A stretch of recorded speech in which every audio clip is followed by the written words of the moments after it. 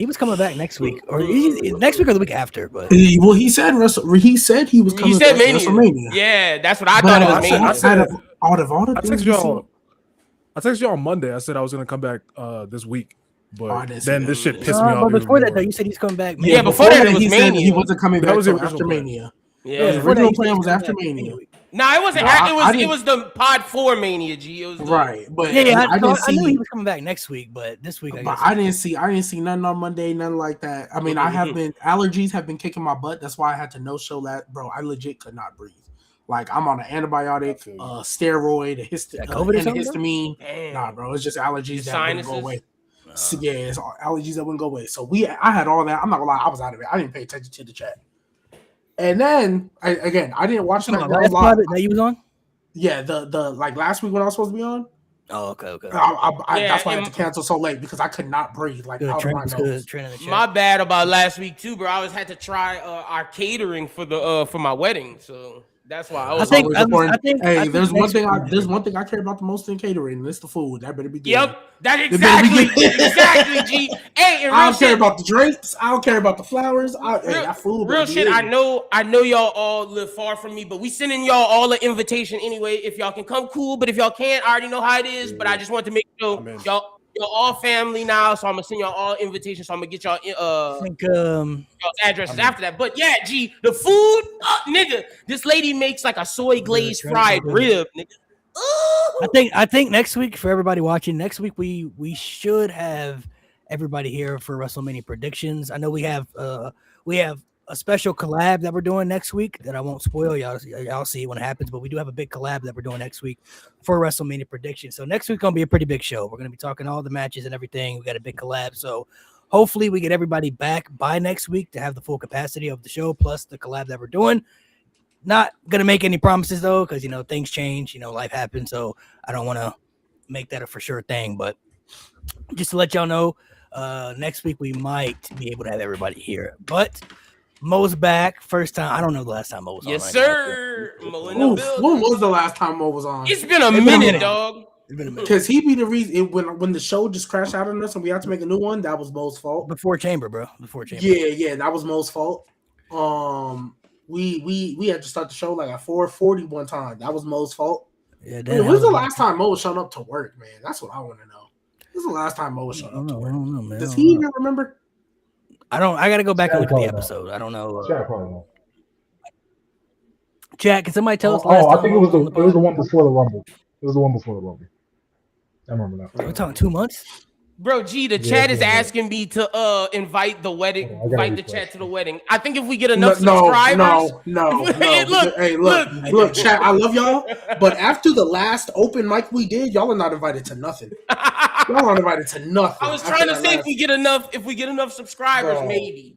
Bro, we had the last open mic we had. My goodness, bro, we had. I think it was right before the Saudi Rumble. It was right when they announced Saudi was going to Rumble recap to WrestleMania or whatever, and then what's it called? We had that open mic. We literally vowed never to do it again. She said y'all can't be invited to the wedding. Damn, I love y'all, chat, but y'all on punishment from open nights. Open mics for a minute.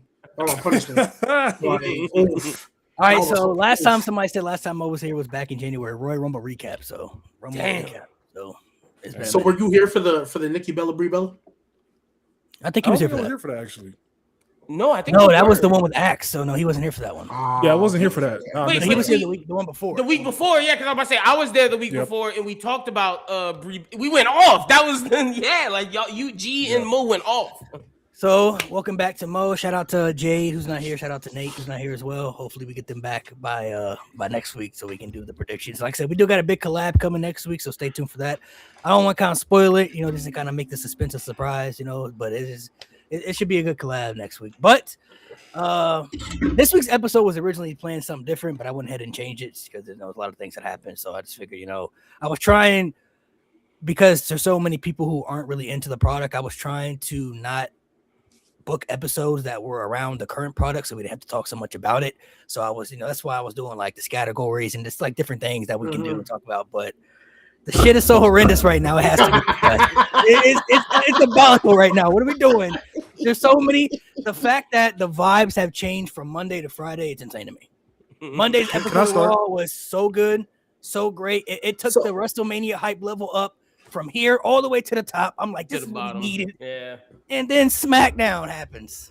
And did Road Dogg get his job back? Did Road Dogg get his job back? That's what I want to know. It was the story that shouldn't have had the issue. It was the other story that had the issue, and now the one everybody's excited for got the fucking issue. But I'm gonna wait. I want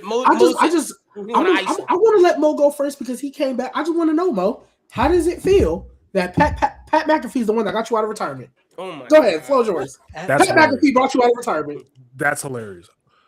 Two things I want to address real quick. When I left, ladies and gentlemen, I wanted to, this is kind of serious. Take care of your mental health. That's one thing I really want to get out of it. That's why I was gone. And I actually appreciate y'all calling me out in the comments. Y'all said, Mo, your vibe is low. You know, I appreciate y'all, chat, calling me out. Like, you know, because that made me self-reflect, took care of myself. I feel good now. I'm happy to be back. That's one thing. Now on to wrestling. This is what I'm here for. Come on, this is what I'm here for. So another reason why I was kind of down was I was just not into the product anymore. Like I was watching, but it felt like a chore, right? And this Mania build has been okay. I'm not even gonna sugarcoat this shit. Dog shit, ass, dog water. It doesn't feel like WrestleMania season at all. And you know, I kept up with the product. I watched Monday Night Raw, SmackDown, yeah, but oh my God, Monday Night Raw, like they said, Monday Night Raw. I'm going to Vegas regardless, but Monday Night Raw made me say, okay, I think it's worth going to both nights now. Because if you look at the card on paper, it's actually a really good card. Mm-hmm. Like the way they fleshed it out on Monday, the way they built it on Monday, I was like, okay, this feels like a Mania build. We're getting somewhere. And especially with the Cody and Stephanie promo, I was like, oh, this is the direction they're going. Randy's turning a little bit diabolical. They're going to add that little edge to Cody as well. Great way to go. I like this. Let's go. Randy comes out on SmackDown. Cuts a promo. I'm like, okay, this is a good promo. I like this. All right, cool. Cody comes out. They start brawling again. Then Cody turns around. And it's Pat McAfee. Acting like he comes into the ring looking around like, and then low blows Cody Rhodes. My hype went from I want both nights to I want neither night. I'm going to Vegas regardless, but I don't even know if I'm going to Mania anymore. Why is Pat McAfee the guy that needs to remind Randy Orton who he is? Why is the most simple? WWE was given. They had a teacher. Pop quiz 2 + 2. You have 30 seconds. Solve it. The teacher came back, looked at the paper, and they saw calculus on the fucking paper.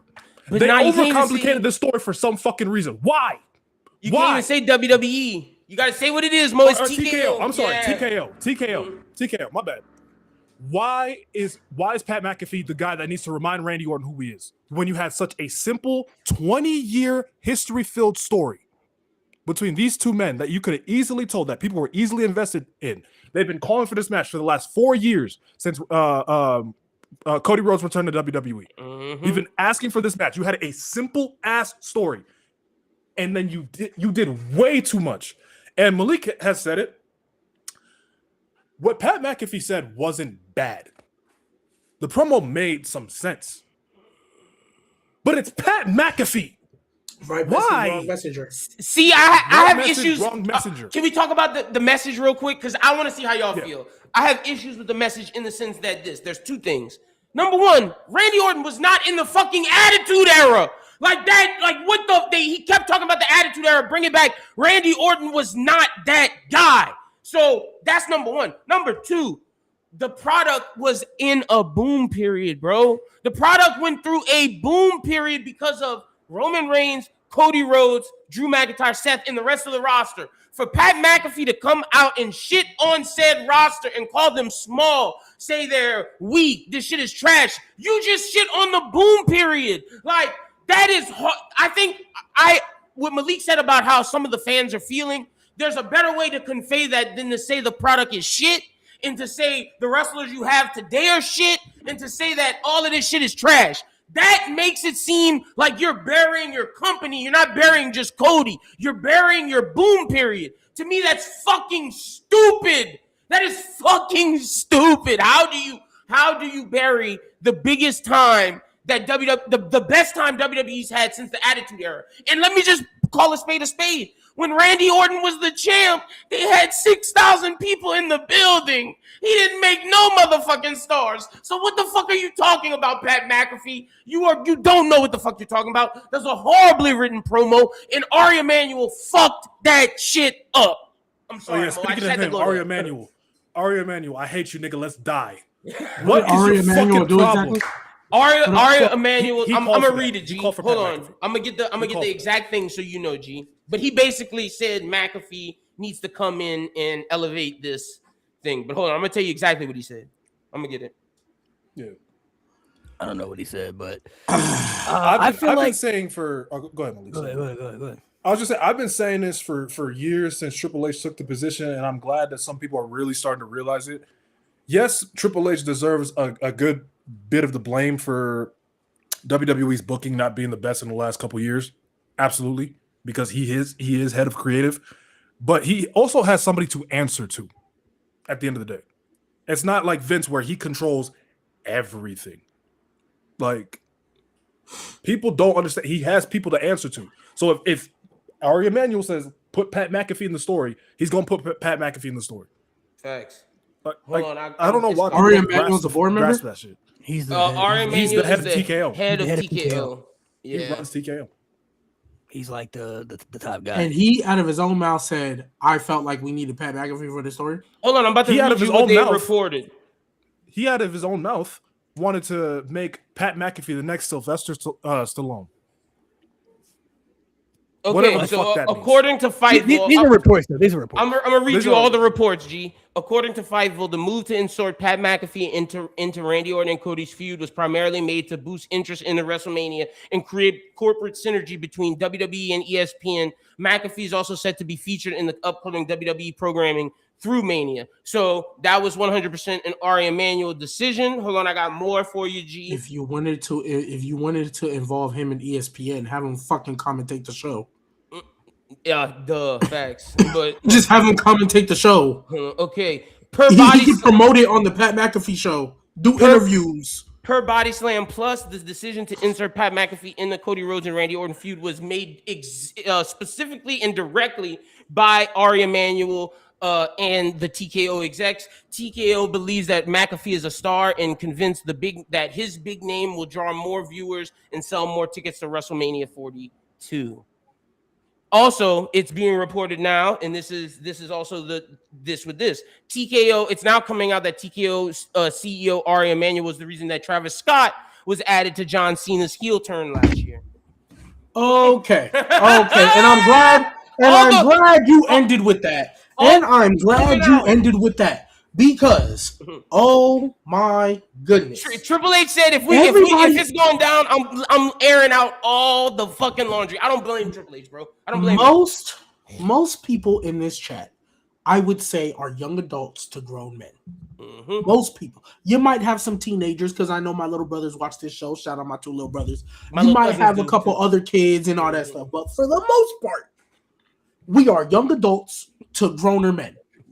So I know all of y'all, no matter how crappy of a person you might be, I'm not saying you are, but no matter how much of a crappy person you might be, I know everybody's heard the phrase, those who do not learn from history are doomed to repeat it. Mm-hmm. No way y'all thought Travis Scott worked.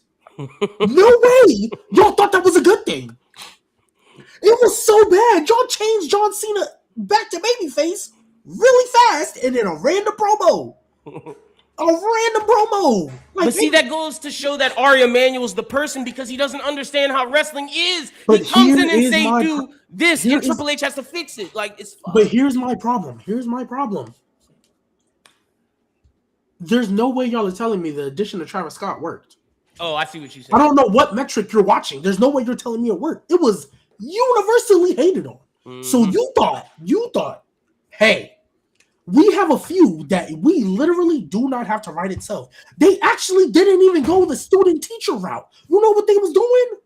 The route they should have did with Cena. I'm desperate. I need 15, and I'm willing to do anything to get it. That's all you had to do. Even though I don't believe Randy Orton is ever going to be booed, this was the perfect way to do it.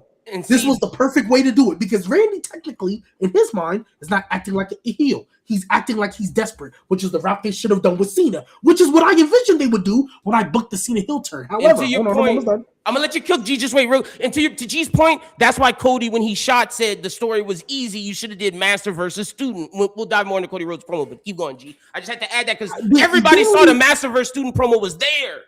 They didn't even need to do the master versus student. Everything they were doing with the heel turn was fine. Now, you decide that Randy's going to have some heaters. You decide, hey, I'm talking to somebody, bring it back. There was, if that's the route you wanted to do, which you didn't need to, right? If that's the route you wanted to do, you could have got Sami Zayn to do it because him and Sami been going back and forth. I wouldn't have liked it, but you could have got Sami Zayn. I would have loved to see Kevin Owens come back. Clearly, he's not cleared. But if that would have been an option, because he also hates Cody. I wouldn't have even hated so much as if it was Drew.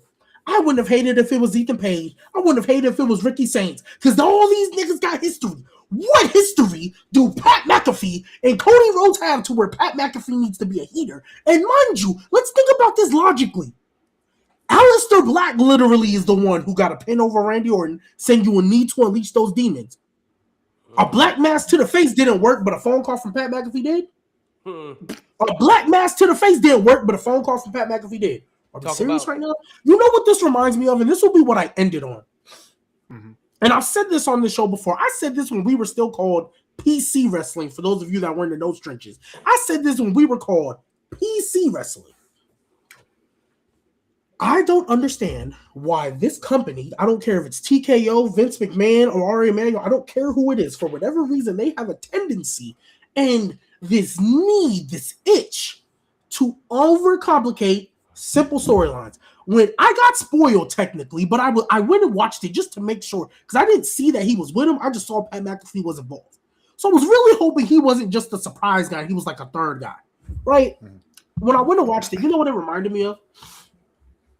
And this is actually a theme throughout this whole SmackDown that I'll get on to later again because it happens twice on this show. You know what this reminds me of? The WrestleMania 35 build. A lot of y'all forget. You want to know why it was for both titles? Because they sacrificed Asuka for no reason. For no reason. Asuka and Charlotte had a match on a random SmackDown for no reason. No build, no number one contender to sacrifice Asuka for her to do who knows what on that Mania card when I could have been easily another women's championship to put it in a feud that didn't need Charlotte, a feud that didn't need Charlotte, a feud that turned Ronda Rousey heel when they didn't need to, and having Becky Lynch, the man who was the most anti-authority figure you had got since Stone Cold, apologizing to Stephanie McMahon and Vince McMahon and Shane or whoever was outside. That's what you had in that feud. Now, we forget about it because they made the right decision and Becky became this megastar and the only woman to ever main event a one-night main event and win. So we forget about it, but I don't think y'all realize how bad that was. It was overcomplicating a simple freaking storyline. We even forgive the fact, because a lot of people always forget this, y'all know Becky Lynch tapped out. The same night she won the Royal Rumble, right? She tapped out, didn't get pinned. She tapped out to the woman they sacrificed. Becky Lynch can tap out to Asuka, but Asuka can get sacrificed to Charlotte Flair. If they was doing all that, they should have made it a fatal four-way. Just keep adding stuff to the bone. So this is what this build reminds me of. They are making this story way too complicated. I'm gonna go after you, Mo. For no reason. It's like they said, here's the end product. Here's the dialogue. And they were sitting there. It was like, hey, but what if? Hey, you know what? That would be really funny if we added Pat McAfee, right? It's like when Zack Snyder sits there and decides to say, but what if Superman and Batman do decide to kill, though? What happens? And then put it on the screen. Don't know nothing about. Yes, G. Perfect. Mo, I'm gonna go after you because I want to add about the Cody promo and how it relates to Ari Emanuel and all this shit. Because I see the comments saying certain things, but they don't realize that those things that they're hating is TKO and Triple H. Like, I'm gonna point out how Triple H tried to save this at each point. Go ahead, Mo. So one thing. So you don't know what Asuka did on that Mania 35? She was on the pre-show. I thought she wasn't on there. Oh, Battle Royal. Yeah, I was gonna say. And lost to Carmella. That's one thing. I would never forgive Charlotte for that. That's number one. Number two, you want to know what that promo that Cody cut reminded me of? Ooh, talk to me. To quote Hulk Hogan, that's why this company is in the shape that it's in because of bullshit like this. Bash at the Beach 2000. That's what the fuck it reminded me of. Not saying it's as bad, but that's what it reminded me of. So my thing with this, I see some of the chat trying to just these are like the last remnants of the Cody haters, the whoever y'all are, the defenders of WWE, whatever. The Jelly Roll inclusion is TKO, ladies and gentlemen. The Jelly Roll inclusion. I almost forgot about that. TKO, ladies and gentlemen. Let me just Fightful is reporting all of this. I read all of this. Jelly Roll was only added because of TKO. They used Matt. So Triple H says, okay, we have to use Jelly Roll. I will use Matt Cardona to connect it back to Cody and Randy. Every moment where it looked like wrestling was Triple H. Every moment that looked like celebrity nonsense was Ari Emanuel trying to get more money. If you look at the Cody promo, Cody was shooting at Ari Emanuel and TKO. That promo was so fucking good, bro. Cody just proved why he is one of the best promo people in WWE. And for the other people who are saying the promo that Pat McAfee said made sense and needed to be said, no, bro. Pat McAfee wasn't just shitting on Cody. Pat McAfee shit on the entire company. That's shitting on your faves, Roman Reigns. Roman Reigns built a fucking boom period. Pat McAfee just said, this shit sucks. The boom period that is now isn't good. That's Roman Reigns, ladies and gentlemen. He shit on Roman. He shit on Cody. He shit on Seth. He shit on Drew. He shit on all of the company. So when you're upset, when you're like, oh, the message, think about what the message is saying. He is shitting on the company and saying this is a problem. So that promo isn't good. Randy Orton was also not in the fucking Attitude Era. So all of that shit was fucking ass. The best part was Cody Rhodes and look, Mo and G and Malik, you watch AEW too. I love Cody Rhodes calling some MJF in there. Fire me. That was beautiful, bro. Using his mentor shit in his shit, and I just loved it. That was, to me, that Cody Rhodes promo is what we need more of. And to Mo's point, when we saw Stephanie, that's Triple H trying to save it once again, bro. The Stephanie shit was incredible. I thought we were going to continue on with that. Like, every time TKO tries to add a celebrity, it's ruining this feud, and it's not working. Randy versus Cody. Once that Stephanie thing came, I was like, oh, this is better than Roman and Punk. I was ready. Now it's like, fuck. And Malik, I know you got to go, but he just reminded me of Jelly Roll, so I promise this is the last thing I'm going to say, because it ties into everything. Again, I don't want this man in the company for how insane of a human he actually is. Right. But if we just look at business, when he adds a celebrity, you know what he doesn't do? Put it in his fucking main event. When Jackass came, you know what he did? Would have bumped Sami Zayn before he joined the bloodline. That's a perfect role. Jelly Roll. You want him to do something at WrestleMania? You don't put him in a tag match with Logan Paul, Drew McIntyre, and Randy Orton. You know what you do? You put him with Ken Wilson and The Miz. That's a perfect role for him.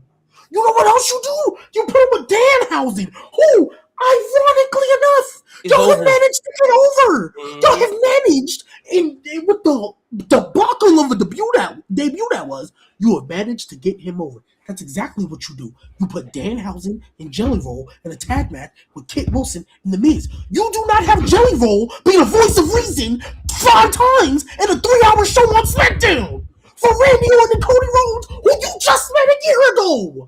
Why are you a voice of reason for somebody you just met? Talk about, this ain't who you are. I saw that stupid. I know who you are. Bro, you literally just met this dude. Of course that's what you know. You don't have the history. Bro, Matt Cardona would have felt a lot more important if they would have used him first. He felt like a background to Jelly Roll. Mm-hmm. Why is Jelly Roll in the middle of a brawl, trying to separate this? You know what Jelly Roll reminded me of? Y'all ever see them two kids fight in high school and then that one girlfriend jump in? Look at me. This isn't you. No, stop. I know him. This isn't you. Look at me. Stop. That's what Jelly Roll reminded me of. The girl who tried, like, what are you doing? That makes no sense. Every time y'all add a celebrity, why do y'all keep putting them in the main event? Why do y'all keep putting them in the main feud? Put them in. If you want to attract money that bad, you know what you do? Don't send niggas back to Vegas. Don't send them back to Vegas again. It's only two niggas too, Mo. I'm so over it because, bro, there's no way nobody. And you know what pisses me off the most about it? Y'all wouldn't do this to Roman Reigns. Not at all.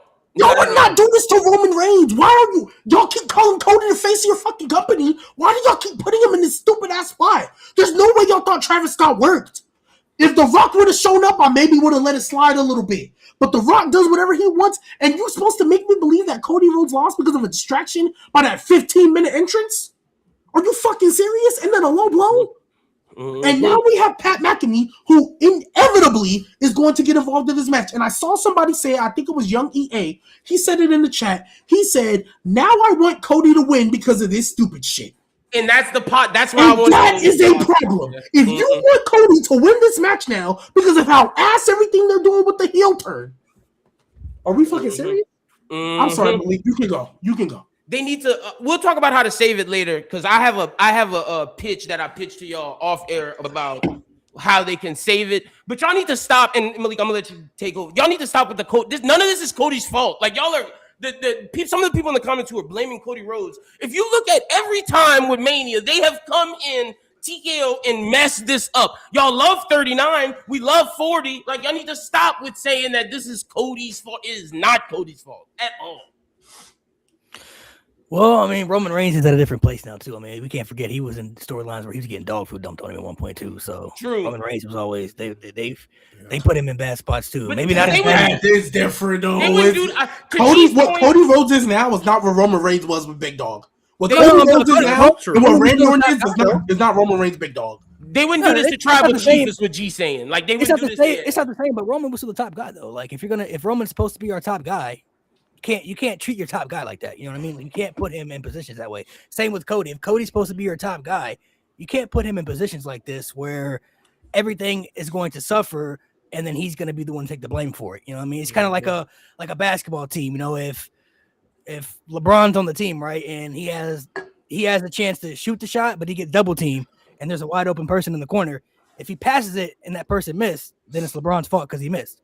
If he shoots it when he's double teamed and he misses, then it's still his fault because he got double team. Should have passed it, right? So there's no win-win situation for either. I just feel like it's LeBron and the coach's fault. If you're struggling to sell tickets for WrestleMania, all you have to do is lower prices for tickets to make them affordable for civilized people. It's WrestleMania. No matter how good the product is, how bad the product is, people will still want to go because it's WrestleMania. We saw WrestleManias where we had matches like Michael Cole and Jerry Lawler, and it sold out in a stadium. And that was on the show. We had Roman Reigns main eventing WrestleMania for 4 consecutive years when he was the big dog, and people still paid money to go to those shows. They sold out. If you lower ticket prices to make them affordable, people will still go to the shows no matter how good the product is or how bad the product is. Like, it's WrestleMania. People are still going to pull up for the vibes, for the energy. It's an exciting time. Like, people are still going to want to go. I just feel like they're overcomplicating these builds for some reason to just – I don't understand it. Like the Cody and Randy stuff, you have 20 years of stories there to tell with just them two individuals. Like, you don't have to add other people into the story to overcomplicate it or to make it more interesting. Just let Cody and Randy tell the story.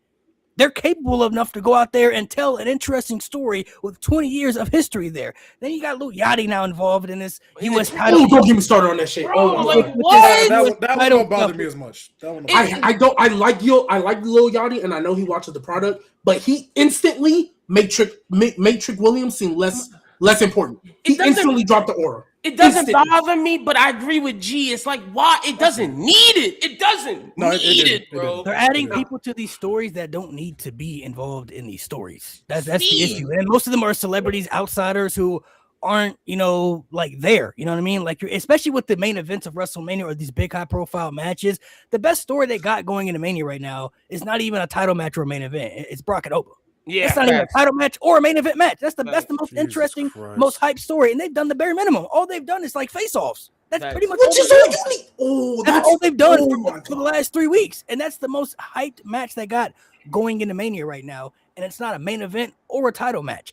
When you have the main events of WrestleMania, they need to feel like this is the reason you should pay to watch the show. This is the reason you should pay money to come to the show, because this is going to be our main events of the show. Now, I will say, I don't think Roman and Punk is suffering now opposed to Cody and Randy because of the Pat McAfee stuff.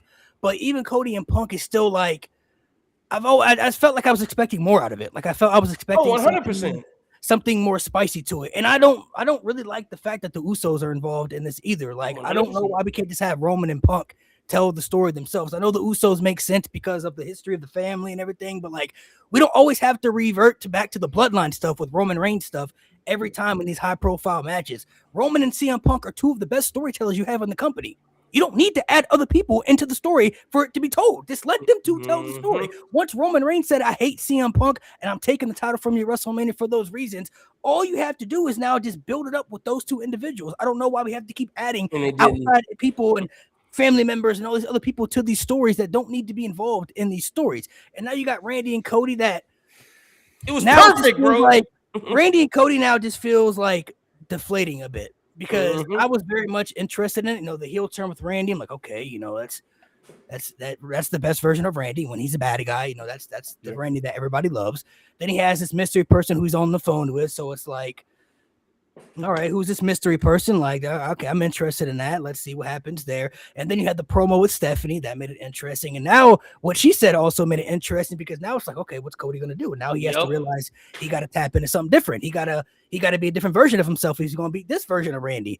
And then the reveal person is like, Pat McAfee is the best you can come up with. That's the best solution. You can't convince me in a story that Pat McAfee has convinced Randy Orton to finally turn back into this demon, bro. That doesn't make any sense. If it was Randy's like father or something, I would have accepted that. That was so much easier, bro. I could believe that Randy's dad can speak to him and give him words of wisdom because that's his dad at the end of the day. So he can listen to his father. Like, all right, dad. Like, oh my god, the line he said, wrestling has more than one family. What does that? What the fuck does that have to do with Pat McAfee, bro? Yes. They could have easily told a story where Randy's father could have called him and said, hey, son, ever since you came back. Bro, it should have been you ain't been the same guy. And if you want this championship, you know what you got to do. Like, you got to be that guy that turns it up. All right, Dad, I hear what you're saying. I'll consider that. Like, that's his dad at the end of the day. So he can understand Cowboy Bob Orton, his father, who's been in the business, but also at the end of the day, his legit father, who's trying to give him words of wisdom to understand how to flip the switch and go back into the old Randy Orton so he can become champion again. Who also had issues with Dusty. It worked perfect, bro. There's three people it should have been. It should have been his dad, it should have been Kevin Owens, or it should have been Stephanie fucking McMahon. Because the Stephanie McMahon thing after the promo on Raw would have fucking cooked, bro. The authority history with that too. Yes, bro. Yes. And Stephanie being one of the people to choose to fire Cody, bro.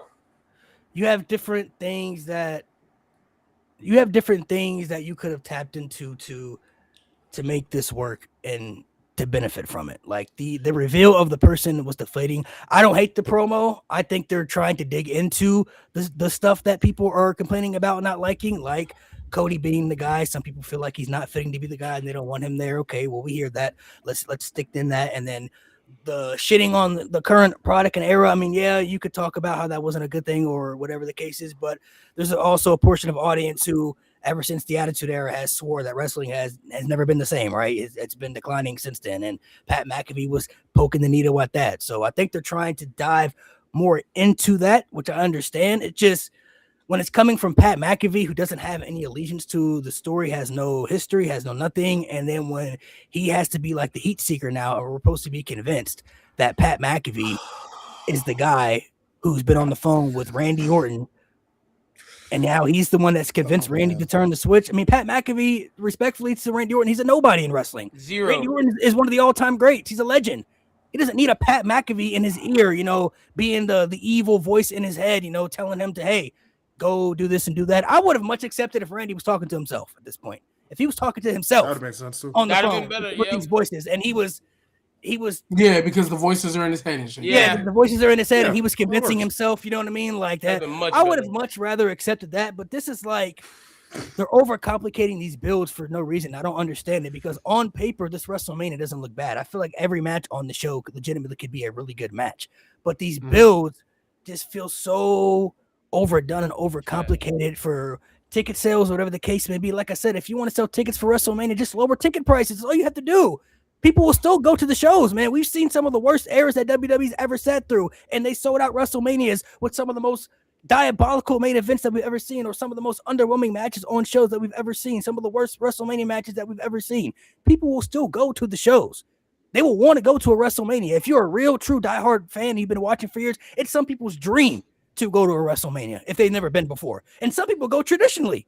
They go every year with their families and everything. They'll go every single year as a tradition to keep it going. So no matter how good the product is or how bad the product is, people will still go to a WrestleMania. But when you're having, ticket prices where the nosebleeds are almost like $1,000, the product isn't living up to the expectations of those prices. So people are now like, yeah, I'll just stay at home and just, I'll just stay at home and watch it. Bro, I'll go to a little watch party.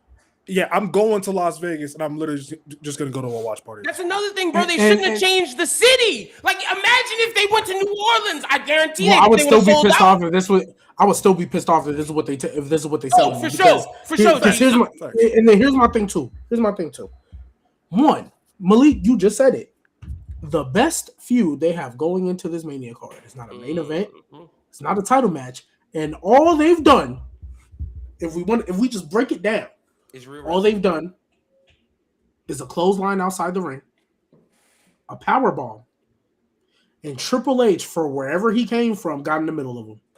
That is the only three things they have technically done in this feud, and everybody's hooked. I say that to say, sometimes, and in this case, WWE, more often than not, less is more. Facts. Especially because we are 2 weeks away from the night 2 of WrestleMania. Why is Pat McAfee barely getting introduced right now? Right now. You literally are in the home stretch. There's no need to be adding all this extra stuff. All you had to do was play on the fact that Randy's desperate. And hey, Randy, you can say it's justified because Cody, you said I was okay to do this. You said I could. Hey, you told me to listen to the voices. I didn't want to do it. If this is the bullshit they're going to be selling me, I don't understand why Jacob and Drew couldn't have been in this first Fatal 4-Way. And I knew once they took it off, I said, hey, we'll see. We'll see. I mean, Cody and Randy should write itself. We started off great. Like, I don't understand how we go backwards. How do you go from concertoing somebody? Oh, my gosh, if it was Kevin Owens. That's what I was hoping for. Oh, my God. I was praying it was going to be Kevin Owens. How do we go from a concerto on top of your forehead in the middle of some steel steps on some Braun Breaker doing the Von Wagner to Pat McAfee? How do we go backwards? How does that happen? And we always talk about, TKO's in debt. They need to make money. They need to do this. They need to do that. I really wish somebody in these business meetings, I really just want them to try this. And I'm probably, now that I'm not congested and I can breathe and my allergies are pretty much done, I might make a video talking about it. However, this is all they need. Somebody needs to go in these meeting rooms. And when they talk about, how are we going to raise money? How are we going to do this, and that? Say, hey, I have a suggestion. Instead of worrying about how to just, raise price and do all this, why don't we just make a consistently great product?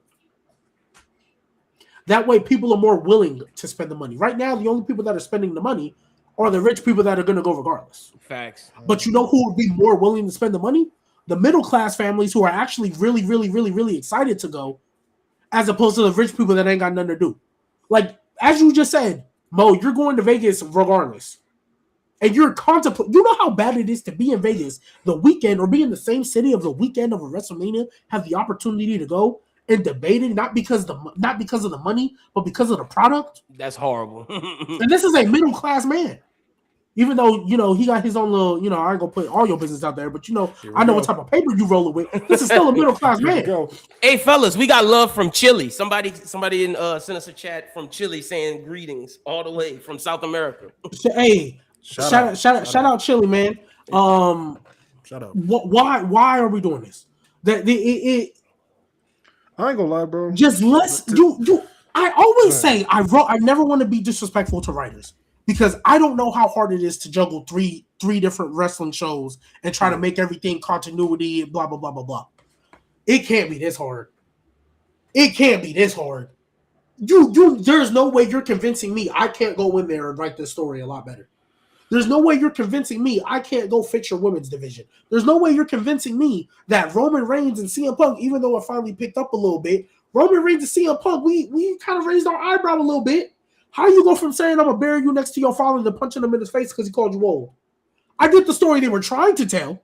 Who's in whose head? CM Punk keeps saying he's in Roman Reigns' head, but Roman Reigns actually got in his. I get that's the story you're trying to tell. You don't start off when I'm gonna bury you next to your father. If that's the story you're trying to tell, that's not the story. That's not where you start. That's where you end. And then we get our big brawl. There's no way it's that hard to tell the stories. It's not that hard. Everything that we got now too. We got to remind Roman Reigns only got one. He only showing up tomorrow night, and then he's not there. Exactly. So he's not there on the Raw before Mania. No, tomorrow's his last appearance. Not at all. Roman and Punk. What? He's really not going to be on Raw the Monday before WrestleMania? Yes, bro. Tomorrow's his last appearance. And all you Roman fans out there fucking chattering and saying, "Oh, Cody." No, I'm not. No. I'm not gonna lie, Roman Reigns. I don't care what type of motion you moving with. I don't care what type of car you earned your little part-time contract. You gotta be there the Monday before, bro. He better show up at the end of the show like, oh, you thought I wasn't here, but I am. If he does not show up on the Raw before WrestleMania, that is utterly. I'm sorry, that's inexcusable. I don't care how much motion you got. I don't care how much motion he's not there. He's not there tomorrow. He's there. They said he switched, so he's there. He switched. Oh, okay, that's cool. That's cool. All right. Thank God. Okay, that's fine. But yo, he should be there both, bro. I'm sorry. Nah, like I'll let that slide. I'll let it slide.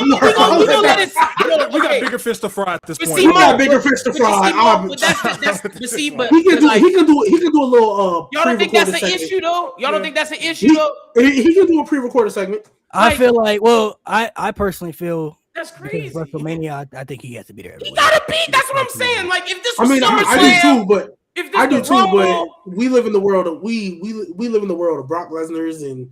I didn't see him not show up for weeks on end. I agree, G, but that's why we gotta call these niggas out. Like you look at us. We are happy that he is gonna be there for the Raw before Mania. Nah, that nigga need to be there every week leading up. This is WrestleMania, bro. And he's probably winning that belt too. So that's like Tom Brady missing a practice before the Super Bowl. That shit ain't fucking happening, nigga. Like you will be at every practice leading up to the Super Bowl, nigga. You better be. Like you know what's crazy though?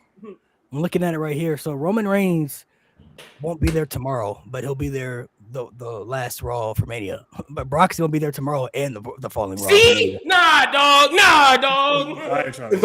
And shout out Brock, but I don't care. I don't care that he's doing that because he better. Because he got less of a wiggle room than Roman because I remember that Universal title reign. Fair. Yeah, you better show up. But also, he doesn't really have to though. He's not in the main event. He's not in the main event. But it's Obafemi, and Obafemi's gonna be on every week. I get it. Yeah, CM Punk, if Roman Reigns could do a backstage segment, it'd be fine. Because you know what they're probably gonna do on Monday? The Usos are probably gonna interfere. Bro, they're gonna do some with the Usos. That goes back to Malik's point about how the Usos shouldn't be involved. Hey, wait. I got you. I can tell you what they're probably gonna do because CM Punk's a babyface. Jey Uso versus CM Punk in the main event of Raw. Because Jey Uso was the one yelling at Roman to go get him. CM Punk versus Jey Uso in the main event. The Vision's gonna interfere. Speed's gonna be there. LA Knight's gonna be there. That's how that's gonna happen. That's another thing I hate. LA Knight and Speed being involved with that. Like that shit's so stupid. I'm entertained. I just feel like if you're going to, it's entertaining, but you gotta call it out. You gotta call out all. And you know what? If you're not if Roman Reigns isn't going to be there every week for the build, fine. But there's still ways you can tell the story without him being there. All you got to do is just film stuff. Like G said, just film some backstage interviews, whatever like this. All you need is a pre-recorded segment. This pre-recorded segment and then air it the next week. That's all you got to do. It's what we've been saying, Malik. Let him break into Punk's house. I mean, shit, Roman Reigns, one of the best guys that's been doing that pre-recorded stuff. They've been calling it cinema for years when he got them pre-recorded vignettes and everything. Like, let him act. All you gotta do is just do something pre-recorded and then just air it the next one, like a little backstage interview. Roman Reigns and CM Punk gonna walk in the middle of Allegiant Stadium in 2 different cars with a security detail. Hey, that shit was hard, bro. Don't do that, G. That shit was hard last time. That led to nothing. It did. 2 things. Y'all notice the first thing I'm gonna say. Y'all notice how every time Randy Orton's going into a WrestleMania main event as a challenger, they do something stupid to fuck it up. First, in 2009, it was the stupid stipulation of Triple H gets disqualified if he loses the title if he gets disqualified. That's the one thing. And now it's Pat McAfee. I don't know why they keep doing this to Randy. But also, I can't believe I'm saying this because I've been shouting from the mountains. I don't want to see his face anymore. If Pat McAfee isn't like some sort of decoy for The Rock, fuck this shit, bro. I mean, at this point, brother. At this point, he's not bro, I'm not gonna lie. If The Rock ends up being the one, like, I found my people's champion, okay, fine, okay, I get it. But bro, I'm so sorry, bro. It's really, that's their big issue. They love to overcomplicate simple storylines, and I don't honestly. Y'all know me. I've been one of the biggest Triple H defenders. I'm not defending this shit. I don't care if it's Ari Emanuel or not, because Triple H, before Ari Emanuel was really putting his hands in the weeds, you was doing this thing. You was still doing long-term storytellings for no reason. How long did you tell the Austin Theory Grayson Waller breakup? Just for it to end because Austin Theory got injured on a show that wasn't taped? How long have you been you fumbled the New Day. The New Day's heel tour, which should have been cinematic. Fumbled that. Like, so I'm not going to give him the grace because he has messed up. Like we said, 2024 was a good year for him. 2025 was a horrible year for him. He's 1-1 right now, right? We'll see what happens for the rest of this year. He's kind of like a C right now, and mainly a C because of this past Friday SmackDown. Before that, he was C plus about to hit B. He just dropped down to a C. So I feel like everything really hasn't felt the same since WrestleMania 40. It just really ticket prices went so high, the product changed. Like if you look at when Triple H took over in 2022, look at the first 3 shows that he did: SummerSlam, Clash at the Castle, and then Extreme Rules. All those 3 shows, and you want to count Survivor Series, so 4. But those 3 in particular were top tier pay-per-view shows, bro. You had SummerSlam with the Damage Control debut and stuff, Roman and Brock in that last minute standing match. I get so many good things. Clash at the Castle, that's one of the best shows that they've ever had. The company's ever had. Like from top to bottom. And then Extreme Rules, that Bray Wyatt return and everything. Like there's so many great things that happened from 2022 until Mania 40. And now it just seems like everything's so different in the span of Mania 40. Like Mania 40 went all the way up here because of that bloodline stuff and Cody finishing the story. And then it's like everything about the product has changed with them not knowing what to do with certain people, celebrities getting involved in main event matches, ticket prices raising through the roof. Like everything just feels so different right now. And I just feel like you have so much talent on that roster. The product shouldn't be hurting this bad right now. Not at all. You always go through ups and downs with WWE. It's a big roller coaster ride. You always have your highs and your lows. And we had a really good boom period, and then you kind of downtracked a little bit. Okay, I can accept that. I'm cool with that. But now it's like the product shouldn't be hurting this bad when you have so much talent in the men's division, the tag division, and the main event scene, the mid card scene. Like you got talent everywhere on that roster. The tag division pisses me off. You got young guys, you got still legends that are around right now. Like you got so much talent on that roster, and the product isn't living up to expectations. And WrestleMania is on the horizon. We're approaching the biggest show of the year. This should be the most exciting time as a wrestling fan right now because WrestleMania is the grandest stage of them all, right? That's what they've been calling it for decades. Like this is Wrestle freaking Mania. This should be the most exciting time of the year right now to be watching wrestling. And it doesn't feel like that at all. Like we're all still going to watch, but the hype level for WrestleMania is like, I'm not as excited as I want to be. And that's disappointing as a fan. It really is. It's disappointing. Yeah, no, Triple H has to get blamed for certain things. Like Like I see in the comments they're talking about Mello. He definitely gets blamed for that Mello shit. Like Sami Zayn should not be. I'm gonna punch him in his throat. I'm gonna punch him in his throat. No. Sami Zayn should not be in that shit. No. Hold the fuck up. Triple H. First, let me start by saying Trick should win anyway. I don't care what match they do. Trick should win anyway. Don't care. Right. Carmelo Hayes, through the grace of our Lord and Savior Jesus Christ, on Resurrection Sunday, somehow managed to get over after you fumbled him when you brought him up the first time. Somehow managed to get over. He finally started getting some traction. He was actually getting reactions, and he was doing real good with that U.S. Open title. Yep. Now, I understand you got to put the title in stories. You can't just do open challenges every week. I'm for that. After sitting down thinking about it, I wasn't even mad that Sami Zayn won. Defeats the whole world title purpose story he's been telling for 5 years. But hey, I wasn't even mad that he won. I wasn't even mad that he won because in my brain, there's no way this isn't a triple threat match at WrestleMania. That's what I'm thinking in my brain. Because of the way Sammy won, there is no way this isn't a triple threat match at Mania. We get to the show. Mind you, I'm skimming through it. Okay, we're going to have a title match tonight. Even in my brain, I'm like, okay, well, I didn't think they were going to do a title match. I thought they were just going to make a triple threat match. But hey, we'll see. You know what I mean? Maybe DQ. I knew Trick was going to be out there with Yachty. We have a little DQ. That's how you get your triple. Sami Zayn. After, mind you, the reason the match got made is because he said, wow, Trick has a point. I've been getting mad at Cody Rhodes for taking advantages of opportunities. I got mad at Randy Orton. And then look at me. Look how I won. I can't do that. So you know what?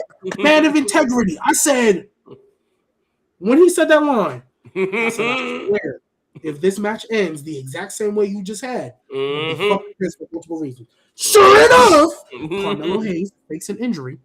Or has a kayfabe injury, Sami Zayn looks at him, cheats, and without hesitation, gets in the corner and loads up the haluva kick. Yep. Without hesitation. Now, mind you, I assume Sami Zayn eventually is going to turn heel. I assume. Yep. Which, cool. Nigga, you could have had the exact same story. He just went on a crash out session with everybody and their mama for doing the exact same thing. And now you turn around and do it. And it's not even for the world fucking title. A U.S. title that you've already shown me you can win without being like that. They better put Mello in it, bro. So why are we sacrificing Carmelo Hayes' WrestleMania spot? We have 2 weeks left till WrestleMania. I hope and pray. They better put him in there, bro. I hope and pray they still add him. But the fact that you are about to sacrifice or possibly sacrifice Carmelo Hayes into WrestleMania 3 weeks before it starts for a feud that didn't need the title to begin with, but nevertheless, if you're going to put it in there, at least have Carmelo reward him for the hard work. Hell, you could have made a fatal four-way with this with Ilya if you really wanted to. If you really wanted to, and I don't want to hear Owens to give Trick the big one-on-one singles win, blah blah blah blah blah. Because you know what Penta's about to do? Penta's about to have a ladder match with 4 guys that they announced were in the match before the main event episode even aired. Yep. But they announced the winners before the main event episode even aired, where they had the qualifiers. So y'all clearly don't care enough. About all that. So you could have put Carmelo Hayes in this match. I swear, if Carmelo Hayes, what is today? April 5th. So if Carmelo Hayes on April 10th and if Carmelo Hayes on April 17th does not get announced for this triple threat match for the U.S. title, and they've already confirmed that the honeymoon and wedding with Kalani Jordan isn't going to interfere with WrestleMania because they knew it was WrestleMania, so they planned it thereafter. I don't care. As long as Trick wins, I'll be content. But the fact that Carmelo Hayes might not make this Mania after all the work he did for fucking Sammy Hogan is bullshit. Pissing me off. And look, pissing me off. And this ain't even a me hate Sammy thing, because I actually think Sammy the past 2 weeks, hey, kind of rocking with what you've been saying a little bit. I'm rocking with the direction you're going. But this bullshit right here, I swear, there's no logical reason why Carmelo Hayes. He just lost unclean twice. And let me ask he has been protected in the loss twice. Because it's if crazy. That man is not added to the card at WrestleMania, because Sami Zayn and Carmelo Hayes had the handshake thing where, like, look, if I beat you, it's over with. We can't say nothing about it no more. Mind you, he's on the brand that literally doesn't care about contracts. Didn't Drew McIntyre have a contract that Cody Rhodes cannot challenge for the undisputed title unless he won the Rumble or the Elimination Chamber. Last time I checked, he didn't do either. But because Drew McIntyre kept interfering, Nick Aldis, you're mad now. So boom. How do you see Trick Williams hit Carmelo Hayes with the cup and then look at Sami Zayn backstage and be like, well, congratulations. Looks like you're going to the man that cost Carmelo Hayes his title. Looks like you and Trick are gonna have a good old banger over there. What? The man. And to add to what G's saying about how Melo got over, before the fucking match with Sami Zayn, people are cheering for Melo, bro. People are cheering for Melo. People, and so much so, people were cheering for Melo and Trick. They didn't want Sami in that fucking match. They wanted Melo and Trick. I'm giving ways for them to save it. Triple H, you make that a triple threat. You let Trick pin Sami. Trick does not pin Melo. Trick pin Sami. Get Sami the fuck out of there so that loss can lead to a heel turn so he can go do his world championship story, get him the fuck out of there, and give us Melo versus Trick, the program. Begin the fucking feud on the main roster. I am willing to look past a lot as long as Trick Williams wins. If Sami Zayn walks out of that fucking WrestleMania with the U.S. title still on his shoulders, oh my God, I'm already his biggest hater, but he will possibly have the worst world title reign on the That's worse. That's worse than Brock beating Oba. That's worse than Brock beating Oba, honestly. In my opinion. No. Because you could start a feud. Actually, let me sit back. Brock and Oba. Let me sit back because I hate Sami that much. Nah, Sami. I think Trick will be harder to recover because if Trick loses his first big WrestleMania, it's over. To Sami Zayn of all people, it's over. You're never gonna get rid of the Sammy Hogan chance, and Trick Williams ain't gonna be what you want. It's worse because Oba might be able to lose to Brock because Brock is Brock, but if you lose to Sammy, I don't know. I know. Honestly, hold on. I'm switching back. Wait. I'm switching back. You gotta look at because you literally have your next megastar in the palm of your hands. I get what y'all saying. But you could start the feud. Like Brock, if something happens, you can have Oba versus Brock. I think Oba needs to win, but I'm saying if Sammy beats Trick, oh my God, bro, that's bad. You want to know how they can make WrestleMania 42? That's bad, but I don't think that's you want to know how they can make WrestleMania 42 the worst WrestleMania of all time? Javon, Oba, and Trick all lose. it's gonna be three things. It's gonna be three things. Javon could lose the ladder match. That's fine. He could. He definitely could. Oba Femi losing to Brock. Mm-hmm. Trick Williams losing to Sami Zayn.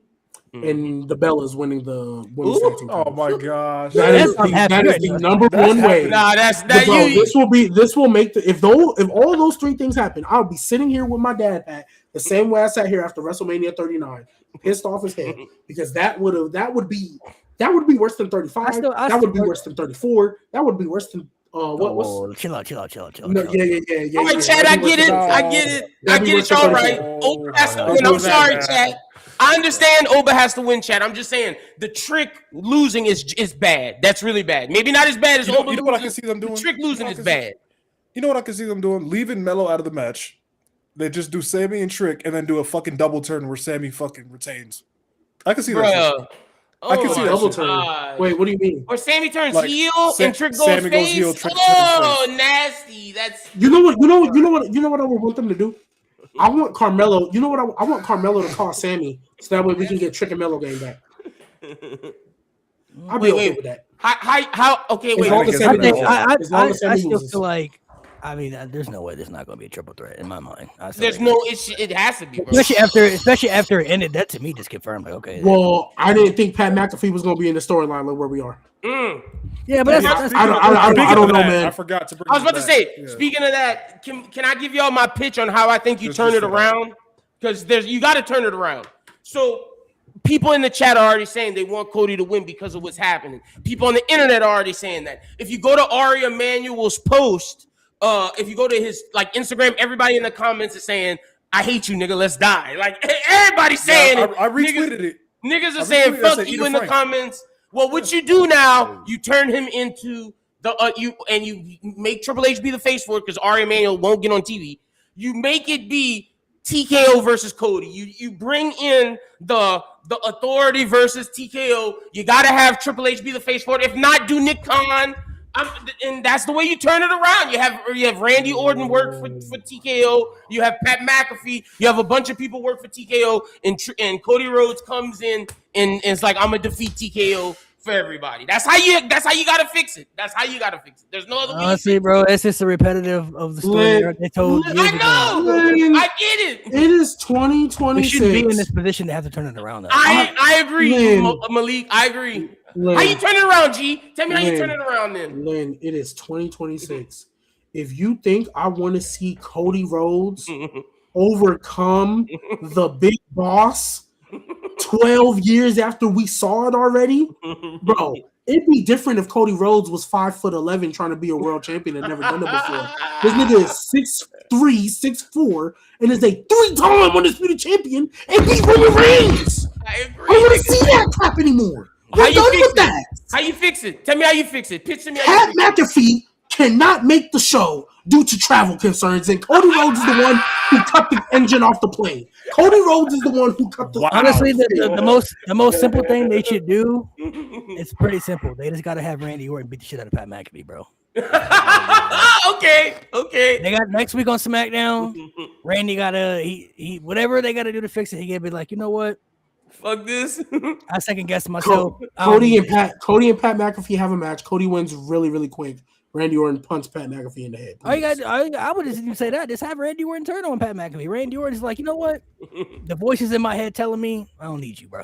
Like, all right, fair enough. Just end it right there. I mean, it would. Why is he the one that got you to that point, man? Yeah, it would have to be. Bro, Ted DiBiase got acquitted on the charges. You gotta brought that back. I think it was supposed to be 10. No. Let me ask you this. Genuine question. Like, genuine question. No bullshit here. Is there a way they can possibly make this worse than last year with Travis Scott? Yes. They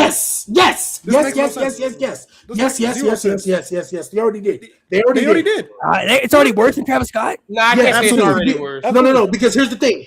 With the Travis Scott thing, I think we all acknowledge that the Travis Scott thing was bad, but the main person we blame is that bald-headed fraud.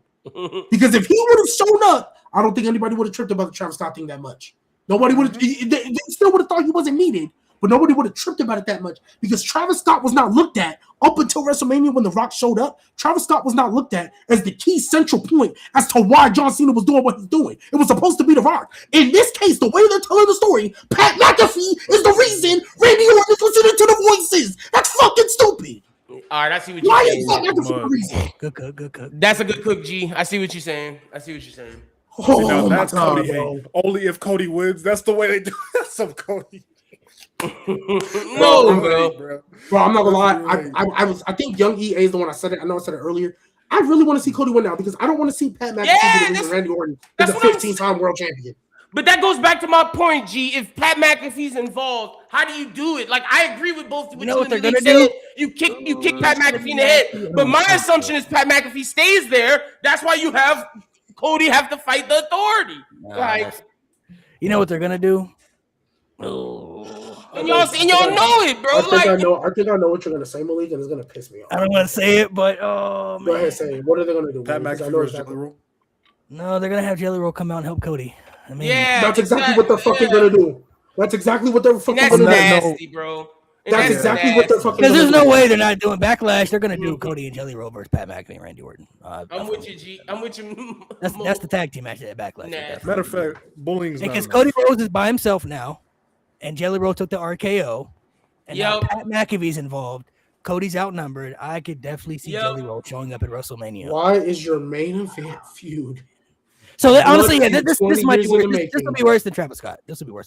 Why is your blood feud 20 years in the making involving Jelly Roll and Pat McAfee? Because Ari Emanuel's before y'all go crazy, I hope I'm wrong. I pray to the gods above that I am wrong about this and that this does not come true. But logically, that's what I'm thinking now. Bring back Stone. So I know I'm not in business. Unless somebody does a whole 360 and they kick Pat McAfee out of this situation, but wait, I need a new one. If somebody who's a business major or understands how business works, one of these days, find me. Y'all know my IG, y'all know my TikTok. Message me. If y'all can sit down with me one day and go over numbers go over metrics, go over how in the fuck he thinks Pat McAfee is the answer to bringing more fucking fans and money to the show, please explain it to me. Because I get the Pat McAfee show is really fucking good. Nobody's watching that show to see him fucking wrestle.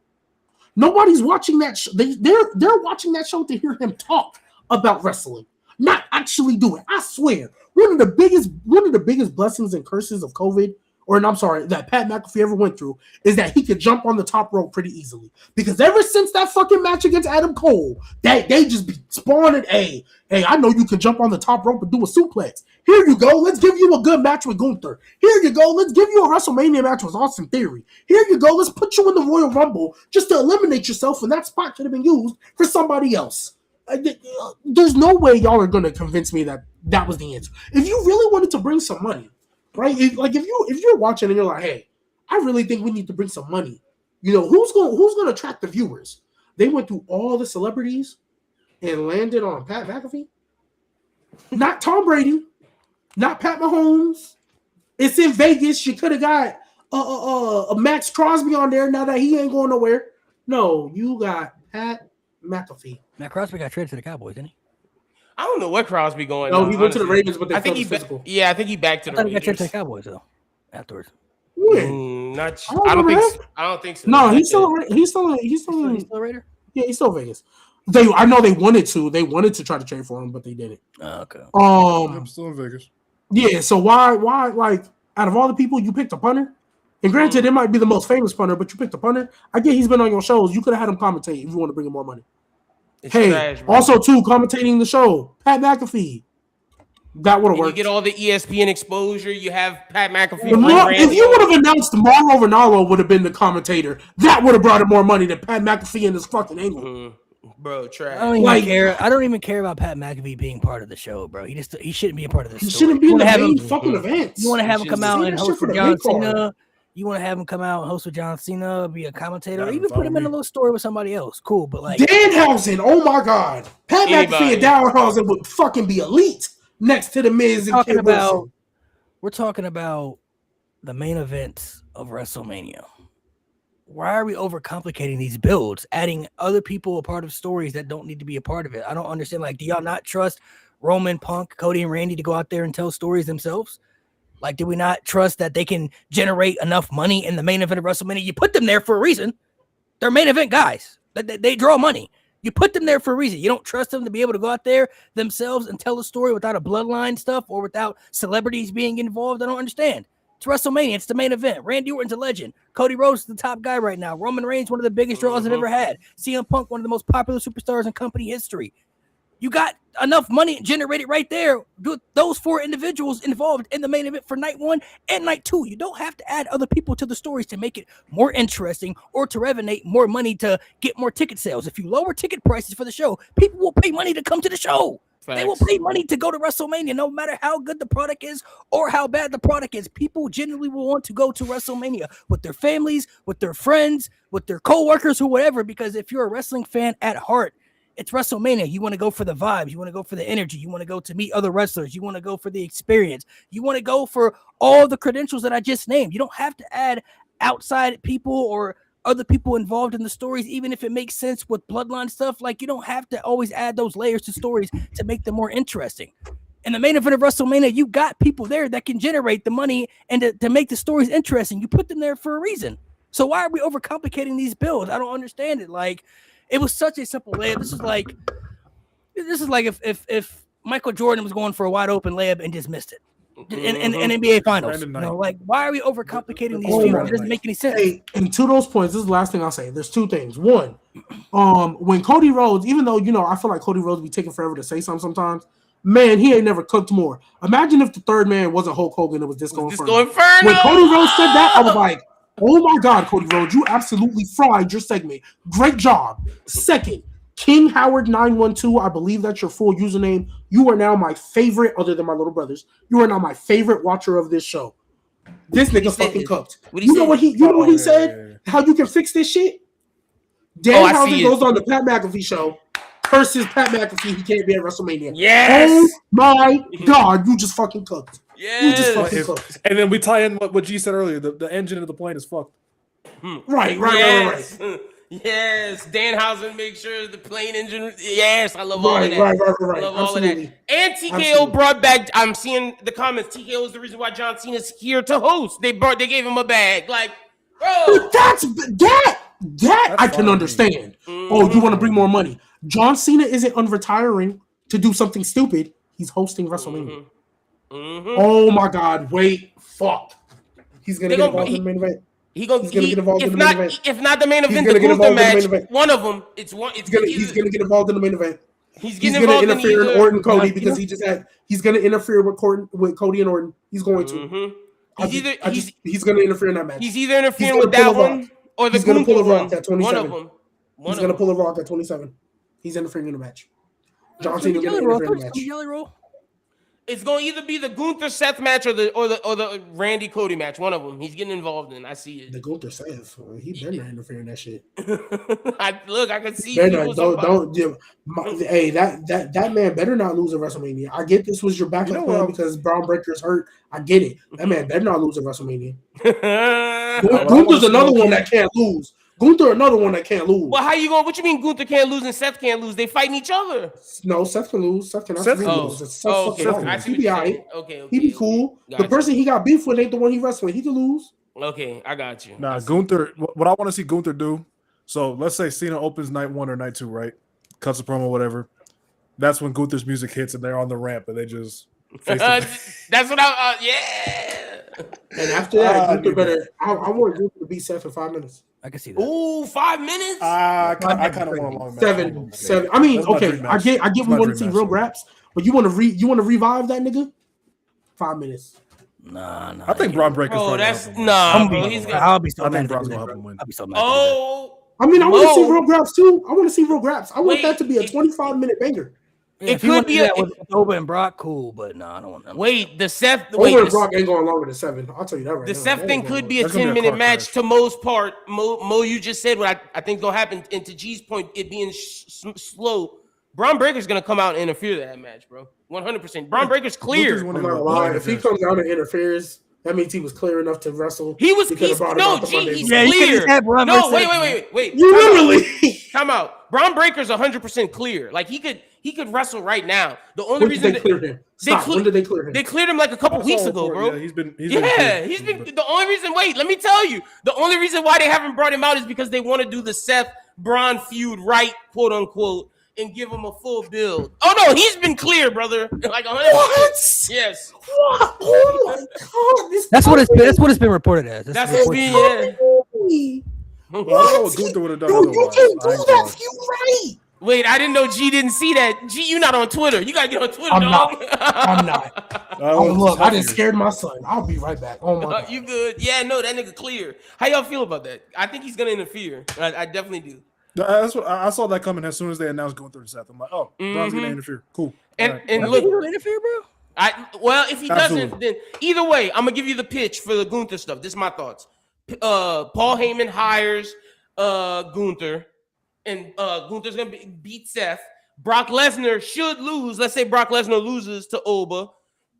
Paul Heyman starts flirting with Gunther more, and Brock's not gonna like that shit. He's like, "Nah, bro, I'm your main killer." And Paul Heyman's like, "I don't know, it might be Gunther." Setting up Gunther versus Brock for the retirement match. Yeah, brother. Yes, sir. I see that. I can see that. I'm rocking with that. I don't know if Braun's cleared or not. I've seen reports about it, but I don't think if he was cleared, I think they would have did that match. I think for this situation, for the thing I just pitched, even though he's clear, it would be better if he doesn't come out and help. That way, Gunther wins clean most, so he could, so it's like Braun didn't need to help, so Brock Lesnar feels even more threatened. You know what I'm saying? I feel that. I mean, possibly, I guess. I guess we'll figure out at WrestleMania 42. We'll figure that out. I mean, I don't know if Braun's cleared or not cleared. Like I said, I don't know what the reports. You can't always believe everything on the internet, but I think that's even though it was Fightful. It was Fightful. I will say that. Yeah, I think if he was clear, I think that would have just been the obvious match, and then Gunther could have did something differently. But then again, like his opponent got hurt too, so it's like you got to try to figure out a different plan for him too. So it's kind of like, what are we gonna do? And there's a lot of different, plans I got to try to figure out and fix, which I understand. I completely get 100%. Like sometimes things don't follow through.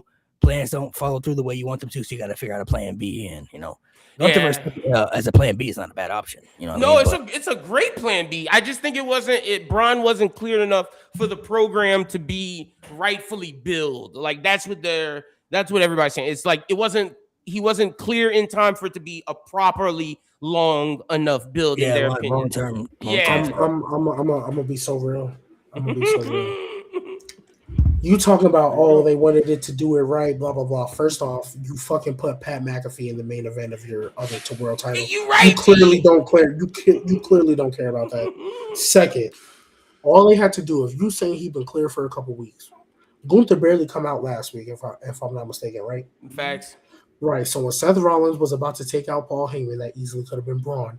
You had then have today's the 5th, so you have the 6th and the 13th. You have 2 weeks to build that, and you already have the story of him taking them out, you coming back for them. Braun Breaker got hurt, took out Bronson Reed, Bubble. You already have all of that.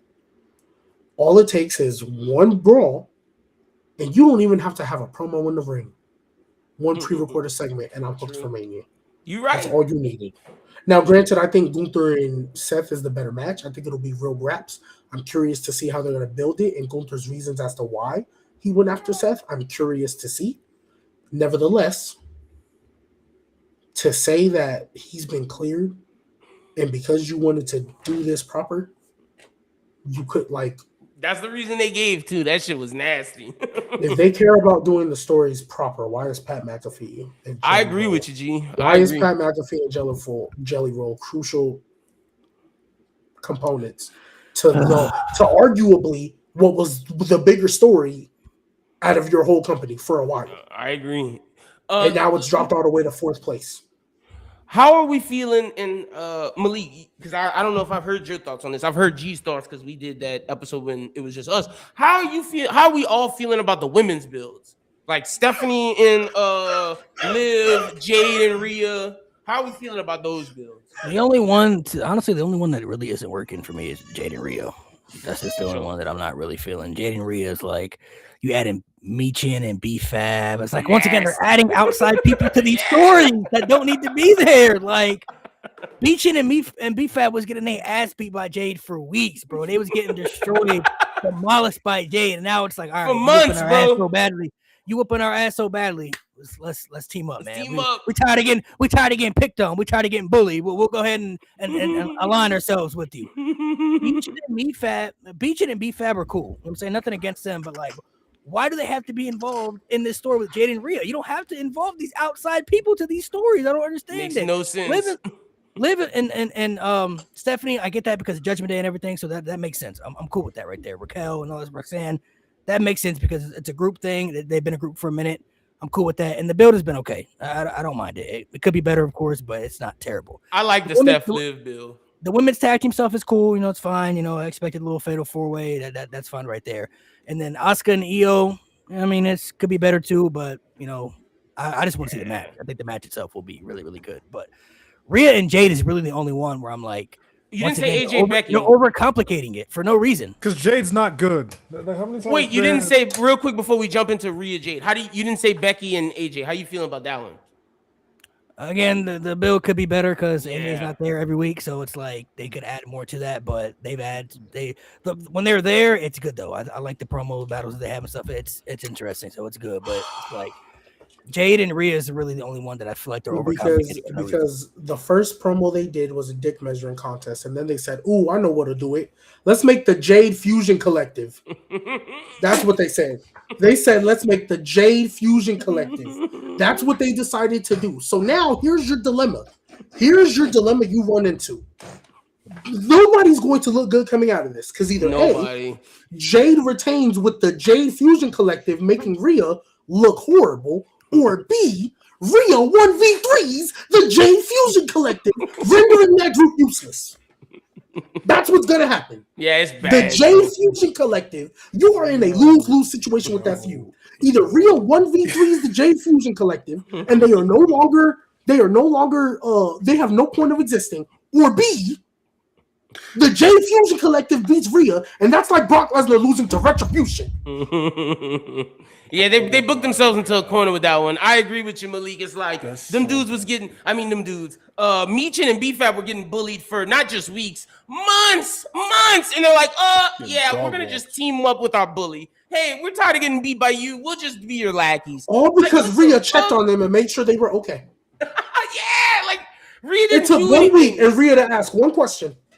Like B-Fab has no reason to hate on Rhea, and Meechin's reason is so dumb because y'all beat up AJ Styles when you were in the Judgment Day. Huh? Meechin? That was years ago, bro. What? Meechin, that's such a bad reason. That was her reason? When did That's she what get that she reason? said, bro. She She said on SmackDown, bro, and she This past tweeted week? it. Was that this past week, Malik? That might have been a week ago. I don't remember. She tweeted it too, though. She put it She on Twitter. said it on TV and she tweeted it, because bro. they attacked Hold on. AJ Styles I'm years reading the ago. Watch Meechin. Stories are overcomplicated, bro. I'm saying. When Mind Edge you, was do still a y'all part of the realize? Do y'all realize that all 4 world title matches have other people involved in it besides the individuals involved? Jeez, you're For right. the women and the men. I just realized that you were fucking right, and that's Every nasty. every world championship match going into WrestleMania for the men and the women have outside people involved in the stories. And Bro, there's what's- only what's one, Meechin's and there's only Twitter? one title feud that actually makes sense why they're there. Which one, G? Well, maybe two. Live with the Judgment Day, that makes 1,000% Yeah, that makes sense. Yeah, facts. Maybe the Usos being there, it makes sense. They don't need to be there, but it makes sense. Because technically he talked about their father too. Right. Oh But, yeah, like, you don't they need uncle. Yeah, Or yeah, their facts. uncle. But you don't need them. Oh my god, bro. Everybody only- else though, everybody else has like there's no world championship build this year that just has the people involved with the title and the challenger. It's other people involved as well. Like you said, Raquel and Liv, that 1,000% makes sense because That's the one that stuff, needs to be like, there. Yeah. that's connected. That makes sense. That's totally fine. Sure, if you want to say the Usos are cool because obviously they're tied to Roman Reigns as a bloodline, so you could say that's a pass, but I feel like they don't really need to be there. Like Roman and Punk are more than capable of telling the story themselves. But then you look at the SmackDown stuff, the Raw stuff. You want to give a pass to the Raw stuff? Okay. Look at the SmackDown stuff. You got Jade and Rhea. You got Beechin and B-Fab now added to this for whatever reason. And then you got Pat McAfee, Jelly Roll, and all these other people involved. And then Cody and Randy stuff, which is completely outrageous. Like, why are we overcomplicating these builds for WrestleMania again? I keep using that word, but it's true to existence. We're overcomplicating these builds for WrestleMania world title matches when you don't have to do that. There's simple stories to tell. Maybe if you want to throw little shades of people here and there, if okay, cool, but like, we don't have to overdo things with these builds. All you have to do is tell the story themselves. You put Cody and Randy on paper. You put Roman and Punk on paper. Liv and Raquel. Even you want to add Jade and Rhea because of Rhea's popularity. They work. Sure, you don't have to add other people there. People will like genuinely be excited for it, just for it to be on the show. But you're adding other layers to it to sell tickets and all this. Like, you're just overdoing it so much. Like, you're making the build so complicated when on paper, this card looks way better than last year, if you ask me. Looks way better than last year. On paper for sure. On paper, this card looks 1,000% better than last year's card. Like, I genuinely feel like every match on the show should be very fun to watch. But the builds don't make me feel like it's WrestleMania. The builds don't make me hype. Like, ooh, I'm excited. Besides maybe like 1 or 2 builds, the builds are kind of like, why are we doing this? Why are we overcomplicating this? What is happening? What the fuck are we doing? Like, everything just feels so like, just, it's giving me a headache. What are we doing here? Like, I don't understand why we're overdoing these things. For all my Here's the tweet, G. The tweet. The enemy of my enemy is my friend. The OC remembers with the Bullet Club thing. And then the next tweet after is, you always hated me. Now I gave you a reason. The next tweet after that is her on SmackDown saying, I remember what you did to AJ Styles when you were in the Judgment Day. Just because he's not here, I remember, and I'm gonna handle that. So I got 2 things to say. So For all my nerds, Because you know they what did this feels AJ like? Styles. For all my nerds who watch this stuff, this feels like we went from Avengers Endgame to Star Wars The Last Jedi. That's what this feels like. No, nigga, this is just Marvel post Endgame how it went down the drain. No. Because Marvel post Endgame, we got No Way Home, we got WandaVision, we got Loki, we got some good stuff. This is Star Wars The Last Jedi. Yeah, but that's that's for my nerds. Second, Meechin, That's the Star Wars shit is enemy, ass. the enemy of my enemy is my friend. That's what she said. Rhea has never been your enemy. On screen, she has never been your enemy.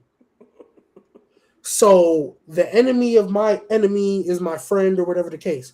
Rhea wasn't beating your ass for weeks on end.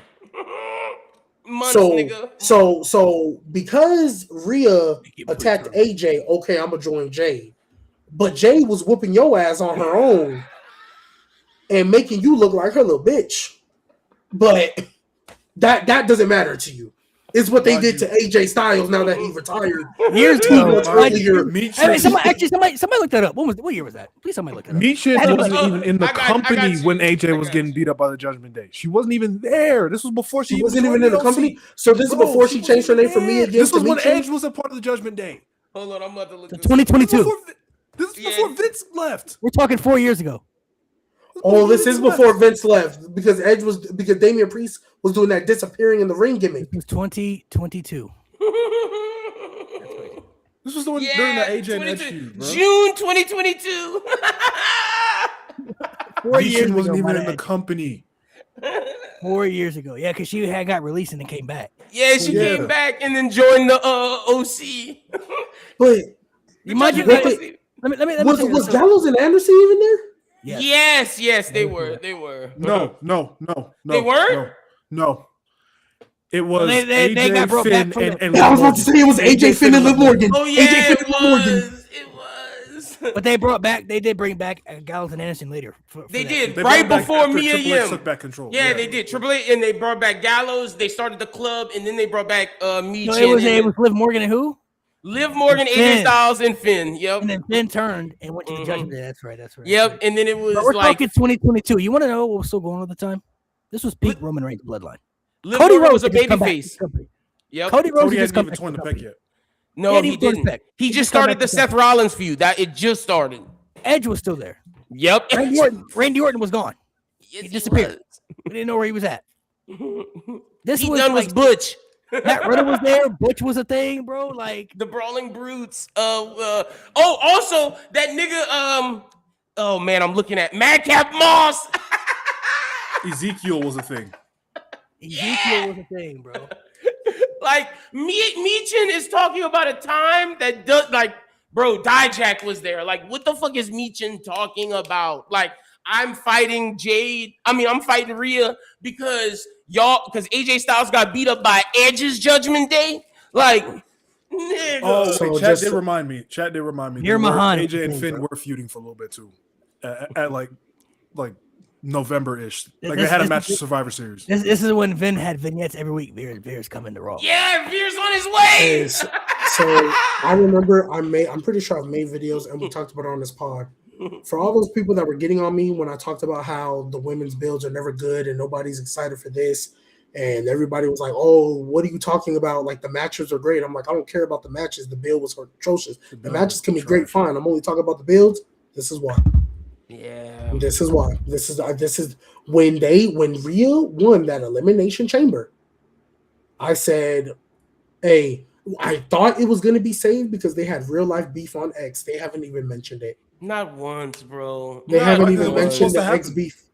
I don't care.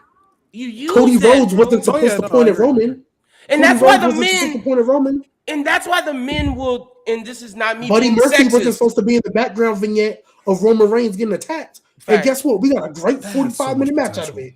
This is why the men's people care more about the men's wrestling than the women's, because the women's have a real life situation happen.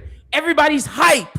You could use it instead, like G said, they go out and have a dick measuring contest about whose muscles are bigger. Why the fuck do I care about whose muscles are bigger? Like, why do I care about that? I care about Rhea being in the background politicking and Jade calling her a bitch. I care about that. Let's see us fight about that. Their first segment was literally Bobby Lashley and Austin Theory having a pose off.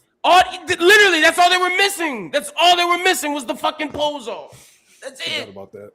That's all they need to do. Where's the arm wrestling contest? You might as well bring back Mark Henry's gimmick. Fuck. Jade Berg would be more interesting if she was arm wrestling niggas. And I'm gonna address you now. I've been trying to ignore you because I feel like you acting dense on purpose. Mr. Burnout 3005. You have made multiple comments trying to act dense, act like you don't know what we're talking about. No, nobody said, talk about specifically all the creative on WWE TV. What we're talking about is using real life heat that people in this company, pre-Vince and after Vince, have done numerous times. Take the real life heat, turn a shoot into a work, brother. That's all you have to do, and people will be engaged. You know how many times they bring up CM Punk went to AEW? You know how many times they bring up his interview from 2014? You know how many times they bring up all this stuff when people leave and he went to go help build the company, and then when that didn't work out, what did you happen? You know how many times people bring up Cody over there too? Cody just talked about creative. Bro, how many times did Roman bring up that Cody has never been in the championship and you left to go build a little indie company with your friends? 6. That's what we're talking about. Turning shoots into a work, brother. Like, that's all you have to do. I don't know why you're acting dense right now. Yeah, that's super dense because you're talking about the creative. Like, you want them to talk about creative? Nigga, we were just praising Cody Rhodes for talking about TKO's involvement in the creative. What are you talking about? Like, that's what we love as wrestling fans, is to get a glimpse of real life. Now I got to, because remember when Bianca 1v3 damage control? That was really bad, but at least Bianca and Bailey actually had a somewhat good feud behind it. And there were three quality wrestlers on the other side. Either Rhea beats the 1v3, which either Rhea beats the J Fusion Collective, which doesn't mean shit, and the J Fusion Collective is now nothing because you just got 1v3. That's a funny ass name. You lose to the J Fusion Collective, and now you look like shit because how could you lose to the J Fusion Collective? Yeah, trash. That's like Michael McGillicuddy and freaking Michael Tarver. Being the lackeys the Wade Barrett, and you lose. Liv is the best women when it comes to storytelling right now in the company, bro. Oh my gosh, I would much rather see Liv and Stephanie in the main event. If we were gonna do the one women's thing, I would much rather see them because they actually have a story and it's good. I like it. There's only been two. Now, we're gonna revisit this question just because things have changed.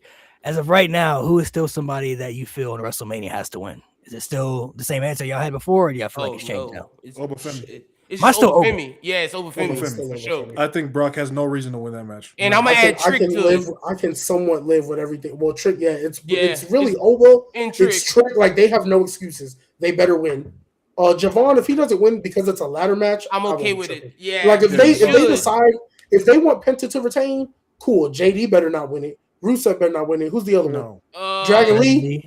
That would be a fun little. That would be fun, but I wouldn't, because Dragon Lee. Which side note? Dragon Lee can fucking hoop. Let him hoop. Yeah, he can. Facts. If they wanted to give Dragon Lee to kind of do the little open challenge thing, and just. But I prefer bro. But it's Penta though. It's Penta or Javon. It's Penta or Javon. Facts. But it's Oba and Trick on my top 2. It was Randy. I don't know. I'm with Young EA. After this bullshit, I kind of want to see Cody win. For me, it's Oba and Trick. I don't need Pat McAfee being the reason Randy Orton won the title. I think Oba is definitely my clear cut number 1. Everybody else is kind of like, I gotta see what. Oba won, Trick 2 after that. I got it more 1A, 1B. I got 1A Oba, 1B Trick. And honestly, I kind of want to put Trick above because, like, bro, with Trick is carrying. I understand why Oba has to win. I get it, and I'm not gonna be dense. This is my personal feelings. Like, the way Trick is putting on for SmackDown, he's one of the main reasons why it's entertaining, bro. Like, Trick gotta win, but I agree with y'all. Oba has to win too, and I love that Brock's putting him over in the way that Brock is. Brock respects him and is trying to give him the new Beast title. So good for. Oh my gosh! I'm sorry. Can I say one more thing? Because it just popped in my brain. He's not gonna have 2 black people win at WrestleMania. Whoa, that's racist. WrestleMania 37 night 1, opener and main event. What the fuck are you talking about? Not gonna have 2 black people. But all right. What's it called? It just popped in my brain right now. And it's just making me more upset. Why couldn't the person he'd been on the phone with Aleister Black? Could have been anybody, bro. And you could have played on that feud because Cody and Aleister had a feud. Last time I checked, when Cody and Aleister feuded, did Aleister not whoop his ass 3 times in a row? Again, turning a shoot into a work, brother. Turning past situations into making it your storyline. But that's the shit that pisses me off. Like, Triple H has set up all these stories, and you can't even use any of them because TK want to involve Pat McAfee and Jelly Roll. Like, There's so much good shit. I really hope Lil Yachty foundationally. was a one-off, though. I really hope Lil Yachty was a No, one-off. he's got. They already said he's gonna be I at don't think he WrestleMania. is. Yeah, he gonna be there, bro. That's why G.I. said, see, That was the closing segment of SmackDown. Trick Williams. CG, that you guys reading, you not on Twitter, so you don't know these reports. That's why I said put that Lil Yachty shit in the same vein as Jelly Roll, because he gonna be there next week on SmackDown. He gonna be there. He gonna be there more than Roman. He gonna be there every week leading up to Mania. Yeah, they already said he's gonna be at WrestleMania. I don't know if he's gonna be next week. No, I mean, he would have gone hey. to WrestleMania regardless. So Malik, it's already been reported he gonna be on SmackDown. He gonna be with Trick leading up. well, to he goes to the shows all the time. He does. Like, so much so, like, Yeah. even though they always put him on screen, he shows up willingly. He doesn't show up. He does. That's true. Like there was a time where they didn't even put him on the screen and he was sitting behind the guys who work. Like, I know he goes to the shows consistently, so I think he would have been there regardless. Fuck, man. Like, yeah, he gonna be I involved don't in the know. match. Overcomplicating these builds. It's out the I went window. to WrestleMania 38. This was 4 years ago in Texas, right? Yeah. I spent $400 on seats that were right before the front row. Damn. And a bundle deal. So I got the same seats for night 1 and night 2 for $400. The $400 total That's for a a good bundle deal. deal for seats that were right before the front row for WrestleMania 38. This was 4 years ago. Steal. Sold out. The show was good. I really enjoyed it. It was a fun show. It's maybe not like an all-time great Mania, but it was a fun Mania to be Yeah, it was a part of. fun one. It was That's a fun one. $9,000 tickets now.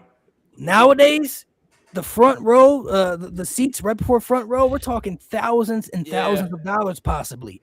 Ticket prices for wrestling shows should not be that much. All you have to do is lower prices for tickets and people will still go to the shows. They will sell out. The product has been very bad at times where we saw like some of the worst matches you could think of. Del Rio and Jack Swagger was a World Heavyweight Championship match at a WrestleMania at one point. And people still paid money to go to that WrestleMania and it still sold out. Michael Cole versus Jerry the King Lawler was a WrestleMania match. On the same show, they had the Core in a tag team match. And that show still sold out. And people paid money to go to that WrestleMania. Like I mentioned before, when Roman Reigns was big dog, he main evented 4 consecutive WrestleManias in a row.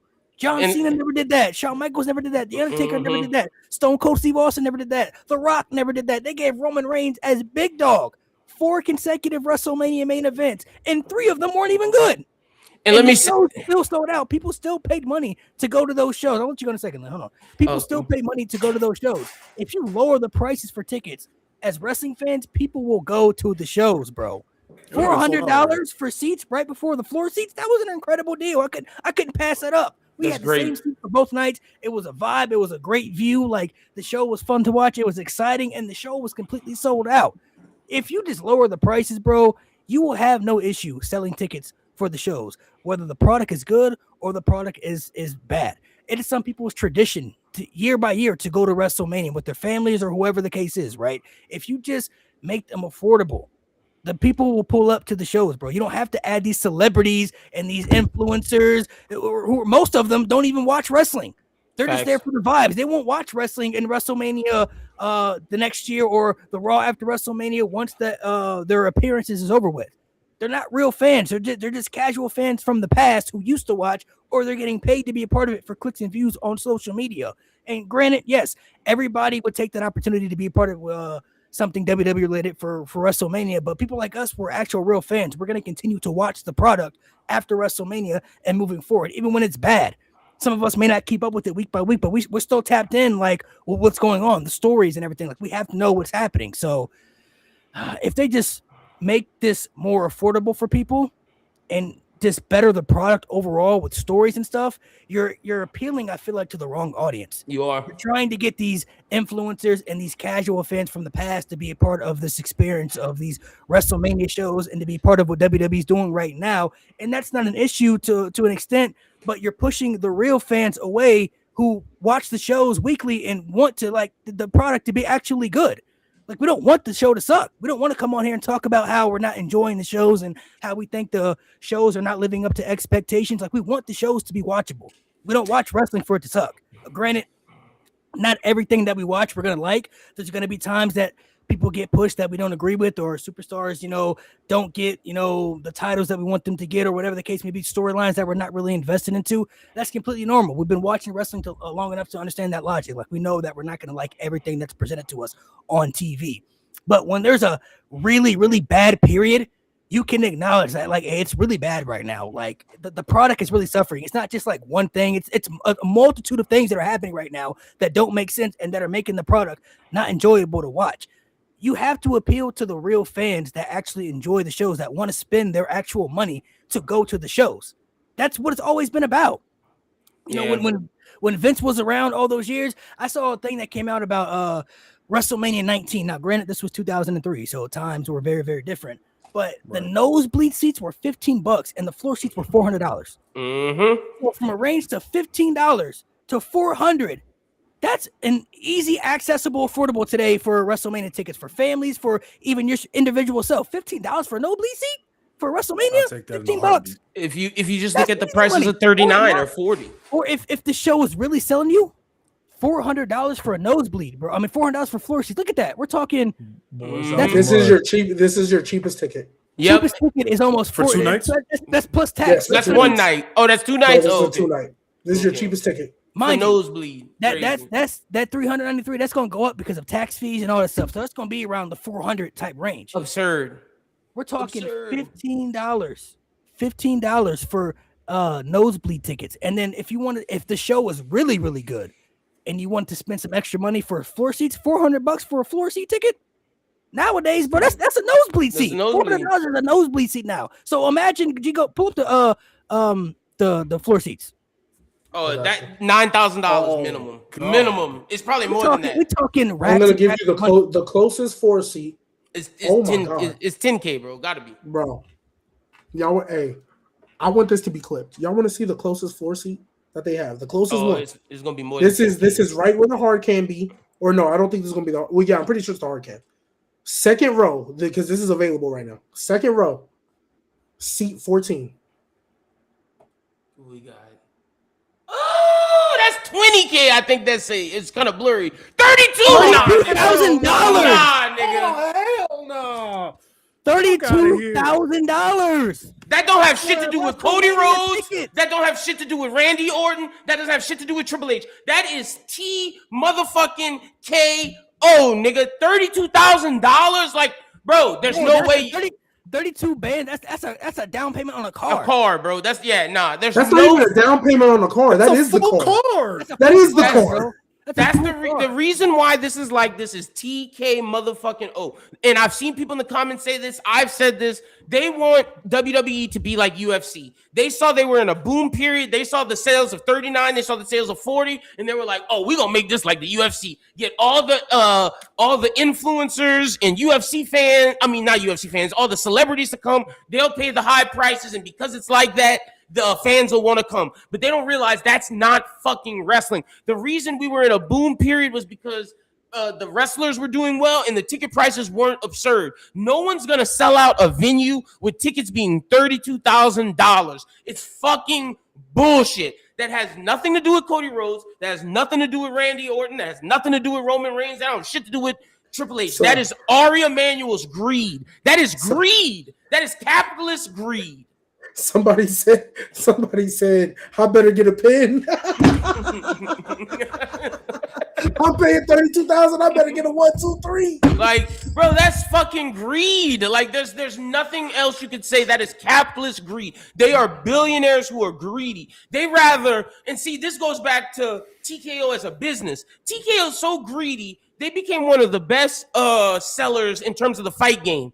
And all the fighters are saying they refuse to pay them. TKO made billions of dollars off of these fighters, yet want to give them $300,000. What the fuck are we talking about, you greedy motherfuckers? Now you see, so the UFC's fucked, and now WWE's fucked because TKO is greedy as shit. This is them. This has nothing, and I'm tired of hearing, and this is my last thing, G, I'll let you go. I'm tired of hearing fans saying, oh, it's Cody Rhodes' fault why this tickets aren't selling. It's Cody Rhodes' fault why people aren't showing up to the events. Shut that shit up. Y'all are fucking children and don't understand business, you dumb motherfuckers. It has nothing to do with Cody Rhodes and all what to do with the way that TKO is a greedy capitalist country. That's all.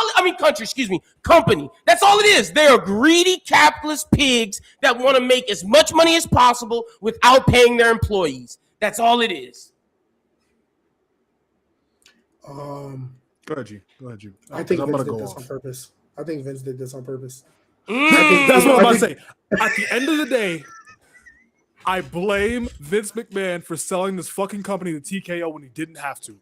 This motherfucker was gone. He came back just to sell the company. Yeah, because he said, "Oh, hey, y'all think I'm an old man who don't know what I'm doing, and you think all this? I, Stephanie, Hunter, I got something for y'all. You gotta sell the company. Oh, I can sell it to Disney. I can sell it to Netflix. All these Warner Bros. Before he went out. You know what? I could even. Honestly, he should have sold it to Saudi Arabia. That'd have been better than this. It would have been better. It would have been better than this. Never had WWE in the US at that point. Like, right. Bro, like if Disney or Netflix would have bought it, they would have never done this, bro. Disney or Netflix would have let Triple H be in charge, and we would have had no issues, bro. This shit. You know what Disney would have done? Oh, Disney might have made it more PG. No. That's what interfered with No. I know exactly what Disney would have done. Yeah, I'm gonna need you to squash that beef. I want a multiverse. Bring me AEW. I want a multiverse. That's exactly what Disney would have done. That's exactly what Disney would have done. Squash that multiverse, please. They would have said, "I want a multiverse." Hey, Netflix, bring me AEW. All of these other places would have been better than TKO because TKO is just a shittily run company. If you look at what they're doing with Zuffa Boxing, they're trying to stop the Muhammad Ali Act, which because Donald Trump is president, they fucking did and got it rewritten to where boxers the Muhammad Ali Act protected the boxers and put all the hardship on the promoters. Well, they saying if we run in Zuffa Boxing, the hardship gonna be on them niggas. It's not gonna be on us, baby. We're TKO.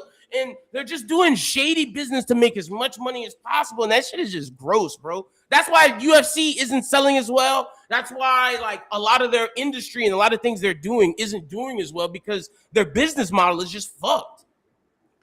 Yeah, I'm pretty sure if they just focus on their product and do that well, I promise you, lower the prices as well. I promise It'd be you. no you guys would have been out of debt by now. You guys would have been out of debt by now. Also, that too, what a lot of people don't know about UFC. They don't pay their fighters. Not well at all. Not well at all. That's why a lot of the fighters they hold out or they don't want to fight again. That's why they can't get like a Conor McGregor to come back or John Jones wouldn't fight Tom Aspinall and stuff like that because John Jones is retiring. Because he wanted Conor McGregor type money. They didn't want to pay him that type of money, so they don't pay their fighters over there very well, opposed to WWE. So TKO as a whole, bro, like I don't want to say they could be worse than the Vince era that we saw last, but it's making me feel like we're heading into bad territories right now. Like we're not heading into good territories because there are certain things that I know for sure that Vince would have never did. Vince would have never involved a celebrity in the main event of WrestleMania. That would never happen. To that extent. Happen. Not to that. It would have been just like a mid-card. We had Mike Tyson, but not to that extent. We're like we had Lawrence, whatchamacallit, but it wouldn't have been that bad. No. Yeah, that was like, but they wasn't. This is 2 years in a row. That was them to celebrity's going to be in the main event of WrestleMania. And see, the celebrity shit we're talking about is to get eyes on the product because WrestleMania 3, they needed eyes to. I mean, whatever Lawrence Taylor was in, they needed eyes to watch to watch the product. With the Mr. T shit, that's one of the worst. That's maybe the worst WrestleMania ever. Exactly, and that's why he didn't do it. That's why he didn't do it as much. WrestleMania 11 is one of the worst WrestleManias in the history of the company. They had Lawrence Taylor and Bam Bam Bigelow main event over Diesel and Shawn Michaels. Granted, Diesel and Shawn Michaels wasn't good as it was supposed to be. Match, wasn't as good as it was supposed to be. Shawn Michaels that had celebrities in it too. Yeah, Shawn Michaels was out there on that bullshit. You know what I'm saying? But like, when you have a celebrity in the main event of your WrestleMania shows that don't fit the mold for it, like Mike Tyson, you could say might get a pass because it was the boom of the Austin era. You know what I mean? Yeah. So that was the important key to that contributing, and he helped Stone Cold win. You know what I mean? Like, so it wasn't. It would have been different if he had knocked out Stone Cold and Shawn Michaels in one. You know what I mean? Like, we'd be having a different conversation right now. So, I feel like now too, both main events are probably going to have some interference because Roman Reigns matches. I mean, that's what it's been doing for years, right? So, Bloodline. The last time Roman Reigns had a match that didn't have interference. Ooh, couldn't tell you. Like, whether on matter of fact, chat, this will be a fun thing for you to find out. When was the last time Roman Reigns had a match that didn't have any interference on either side? I think it is Matt Riddle as well. I was gonna say did the Usos not get involved? Nope. I was gonna say Bronson Reed, but the other side got involved on the Bronson Reed match. I'm almost positive. Maybe SummerSlam because Brock came out right after. I could have swore the Usos were there for that. Brock came out right after to set up SummerSlam. No, they came out. They came out to celebrate with Roman afterwards. Oh, he beat Riddle by so yeah. Base. We're not saying we want Vince back. 100% base. If Vince was still in charge, the product would be worse. Somebody with Vince's business acumen to come in. Yeah, we don't want Vince's creative at all, or Vince the person.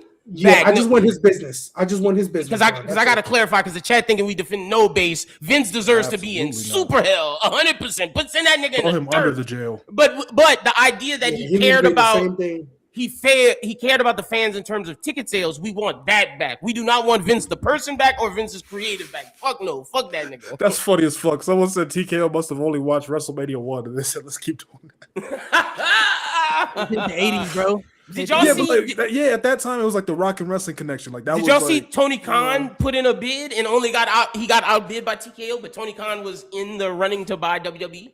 That nigga would have shut down WWE. You would have never let that happen, though. Bro, that nigga would have let WWE die. This would not have been the product. Cody Rhodes would have cried. Like Cody Rhodes would have took everybody that was good.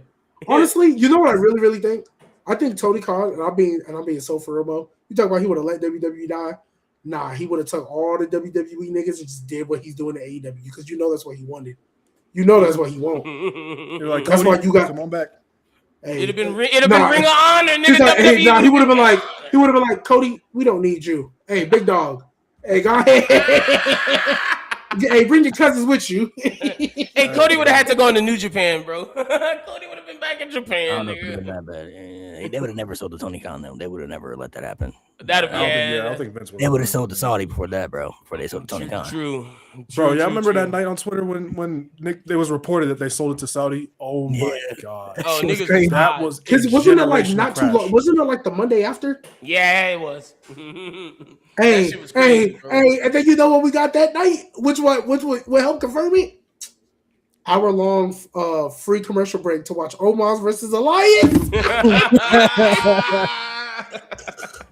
Seth Rollins coming out and doing the fucking them singing. Literally came out and did nothing. Bro, changed his script during the commercial break. Yeah, that was that Vince shit. That was that Vince shit, bro. That was bro, he came out and stood there, and then they turned back. He's like, sing my song. And left. Hey, Vince was like, I'm back, nigga. This is my show, nigga. Fuck that Triple H, nigga. Bro, change the script during the commercial break. Like, he was already out there and changed the script during the commercial break. That shit was crazy. Hey, real quick, Malik, because somebody in the comments asked, just because I know we the New Japan guys. I like that Callum Newman one, ladies and gentlemen. I do, and it was great. I'm excited to see fucking United Empire beat Will Ospreay ass. Bust his ass up. All right, my bad. Okay. I don't know if they're gonna bust his ass. You don't think so? Oh, well, look at you. Well, yeah, balls. You know what? Ospreay y'all see.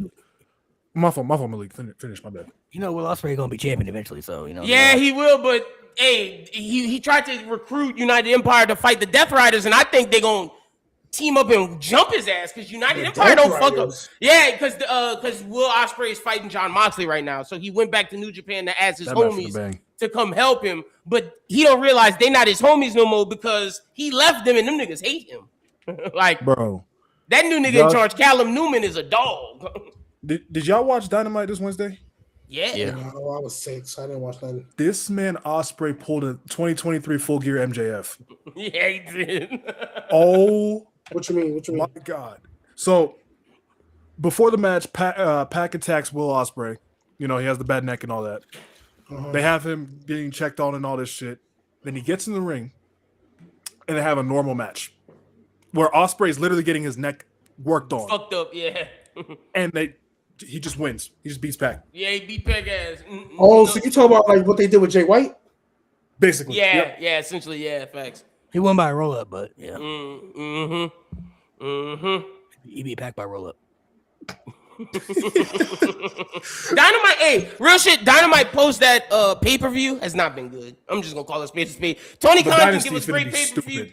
Like Tony Khan gives us great pay-per-views, but the TV in between is just not good. It really is. It's just dry. I wouldn't say it's bad. It's just kind of dry. It's super dry. But Dynasty gonna it ain't the hey, Tony Khan ain't putting Pat McAfee in the main event. No, true. He not on it. Bro, imagine Swerve and Hangman in the prime of their feud. Hey, you know what? You would never. Let's add America's top team for no reason. Let's add America's top team. Let's add Rick. Like when Rick Ross was with Swerve for that little bit when he was dealing with Keith Lee. And that nigga said, imagine if he would have shown up with Hangman In the middle of the man. Hey, Tony Khan learned his lesson when Rick Ross said "motherfucker" on live television. That was crazy. That shit was nuts. Hey, another thing about AEW, they did not like that Chris Jericho return. That shit was Chris Jericho was trying to milk Chris Jericho's back in AEW? Oh yeah, bro. And let me tell you how bad it was, G. Because they were that nigga stood there for 5 minutes trying to be, come on, fans. It's my hometown. Show love. Pop. I'm home. Yeah. And niggas did not cheer for him at all, bro. He was in his hometown in Canada, and niggas was not cheering. And he was like, come on, guys. Come on, guys. And no one gave a fuck, bro. It was so awkward. It was bad. He tried to pull a 2012 Jericho, and it just didn't click. It was bad, bro. Yeah, it didn't click. Like, I ain't never seen no shit like that before. Like, of course they chanted Jericho like at first, but like after that, he kept trying to be like, come on, come on. And then he took the mic and was like, I'm home. And niggas did not cheer. So walked away. Before the I wonder why he came back. Why he came back, you said? Yeah, because of the money and because WWE only offered him a retirement tour. They were like, "We're giving you a retirement tour and you're retired, and that's it." That's all you need. That's not what Chris wanted. Retire. He didn't want to retire. Jericho's always said he doesn't want to announce his retirement. He just wants to. But bro, you don't need to be wrestling longer than a year. Nah, brother. Jericho think he can have beat all up the hits. No, he think he can beat up at least 3 moving more like years. Ric Flair. So he's moving like Ric Flair. Facts. Basically. Facts. Yeah, they said he signed a new big year, like not just 6 months, not a year. He signed a multi-year contract, and not to be no legend is to be in ring, nigga. Yeah, he said before, like, he doesn't want anyone to know that he's retired. He just wants to retire and be gone one day. Yeah, so he probably retired. Real shit. Y'all remember that feud he had with Mickey Rourke where he shit on him the whole time about representing. That's basically him now, bro. He's Mickey Rourke. Yeah, he's Mickey Rourke and the wrestler now. Like legit. Wrestler, yeah, that's basically him now. That shit is crazy. Yeah, I don't know. He'll be like 60 when he retires, I guess. Mm-hmm. He's 55 right now, so he'll be like 60 when he retires. So. And the crazy thing is, you could see Jericho's matches deteriorating as they went on. The moment I knew Jericho was done was way before the shit. I knew he was done when he fought Will Ospreay in London at All In. I forget which one that was, but that match against Will Ospreay at All In, when he tried to do that first lion salt and missed it, I said, "Oh no, this nigga is done. He is old. That was bad." Like, I'll never forget. I'll never forget. He messed up the lion salt. It was like a dynamite. He messed up the lion salt. And then came back the next week and did it properly. I'm like, bro, just don't do that again. Yeah, don't do that again. Bro. I'm telling you, that All In match where he versed Ospreay was the end. That was the beginning of the end. That shit was bad. Yeah, it was a good match. It wasn't that great. It wasn't that great. Oh yeah. Any last things y'all want to rip apart about WrestleMania? I was about to say, is there anything else? Yeah. Fuck this company, man. The Jade Fusion Collective. It's bad. Hey, is there a chance Javon wins? Like small, he's the There's second. A chance, it's either him or Penta. Yeah, I think Penta's retaining. They want to have him win. That's fine.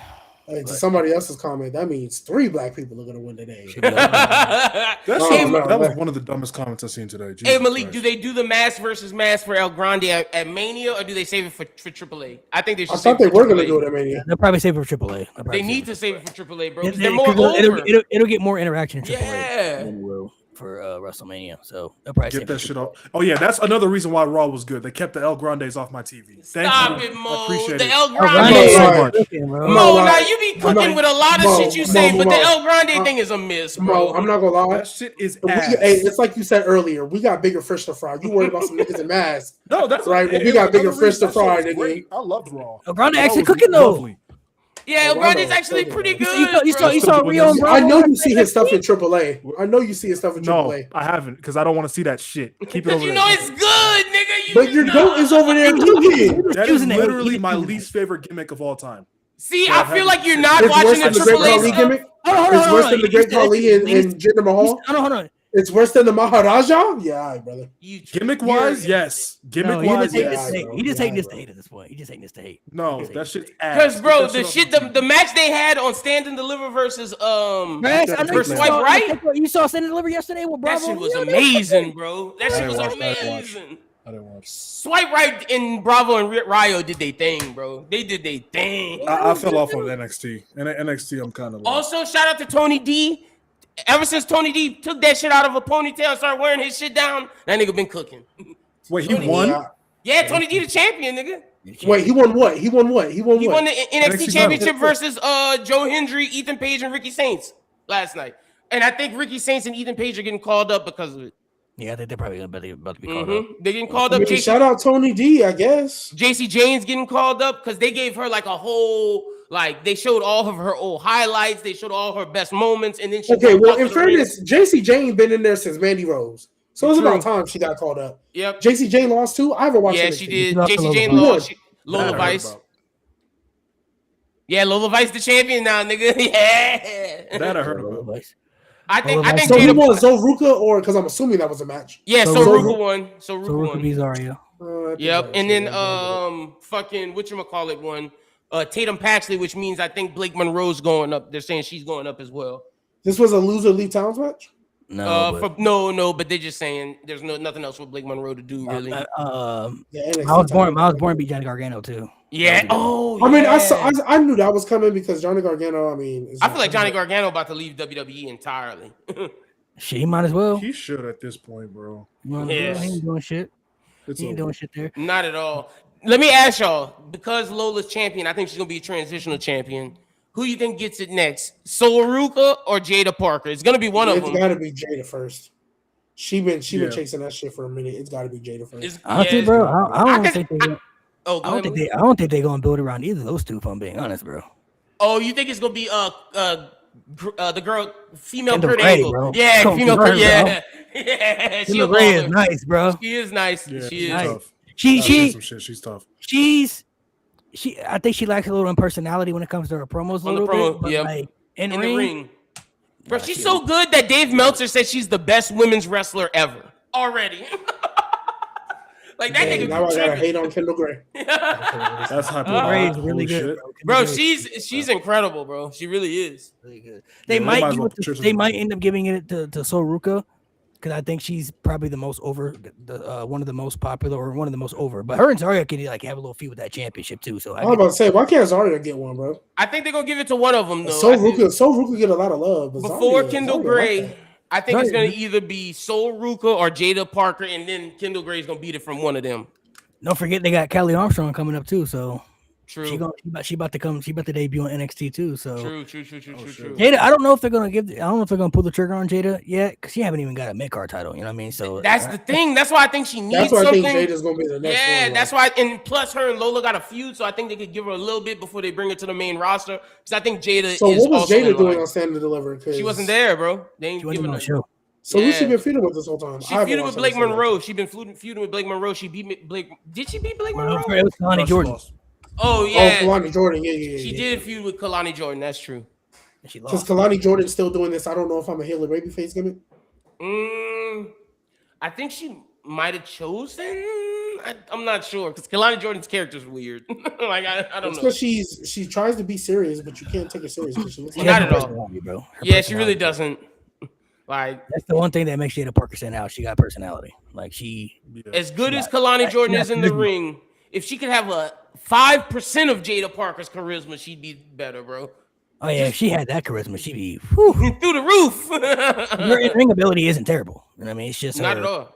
Her lack of character development, I would say, like making me believe in her promos and like little shit like that. But for sure, people always give Sol Ruka the credit of being a former gymnast and an athlete. But I think Kalani Jordan, that's why they had that Ricochet Ospreay match that was fucking incredible. But Kalani Jordan's just as good of an athlete as Sol. But the thing is, Sol has personality. Kalani Jordan don't.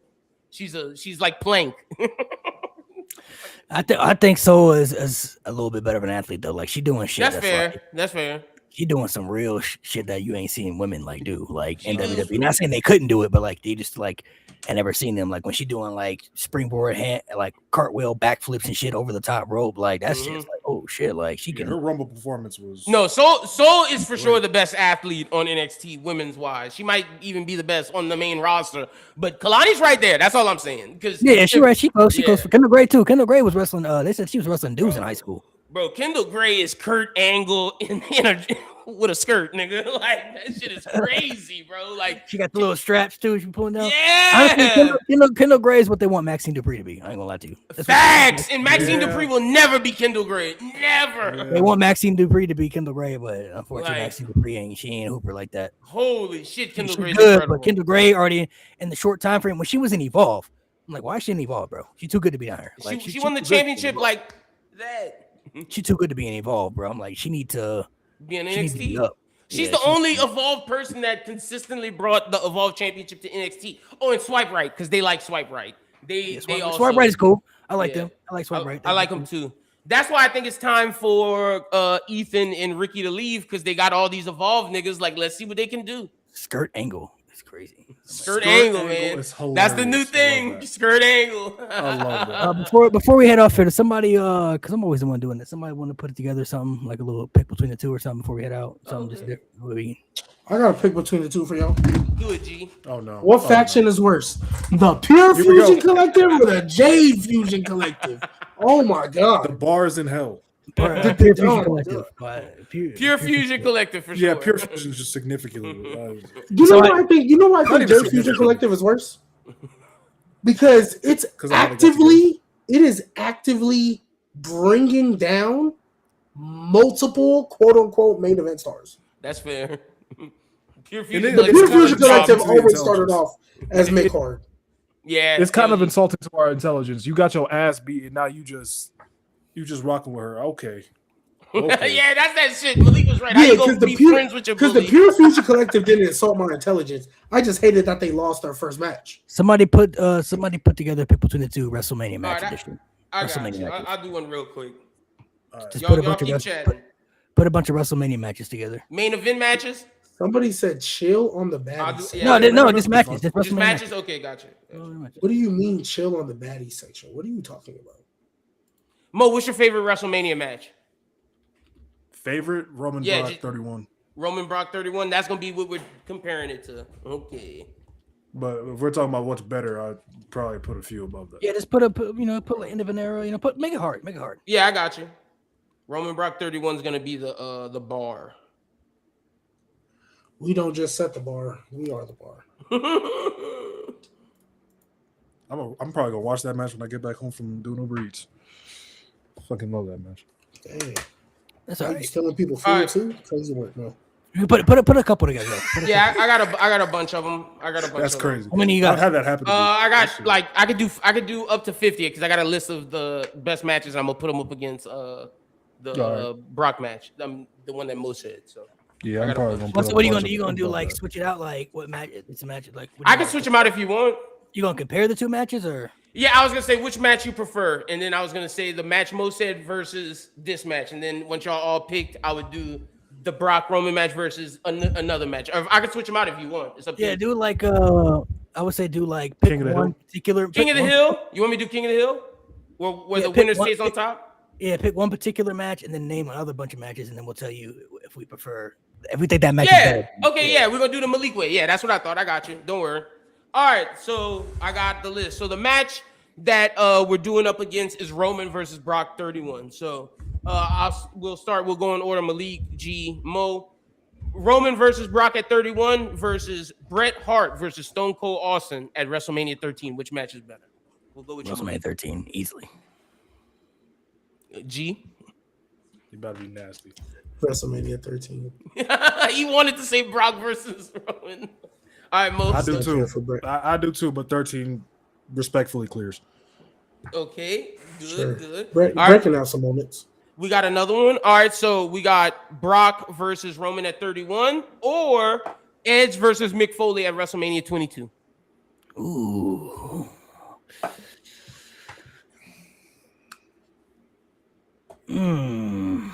That's a good one. I just watched that one too. Yeah. Edge and Foley was really good. I really, really hope Lynn doesn't mention a certain WrestleMania match that I know is on that list. Honestly,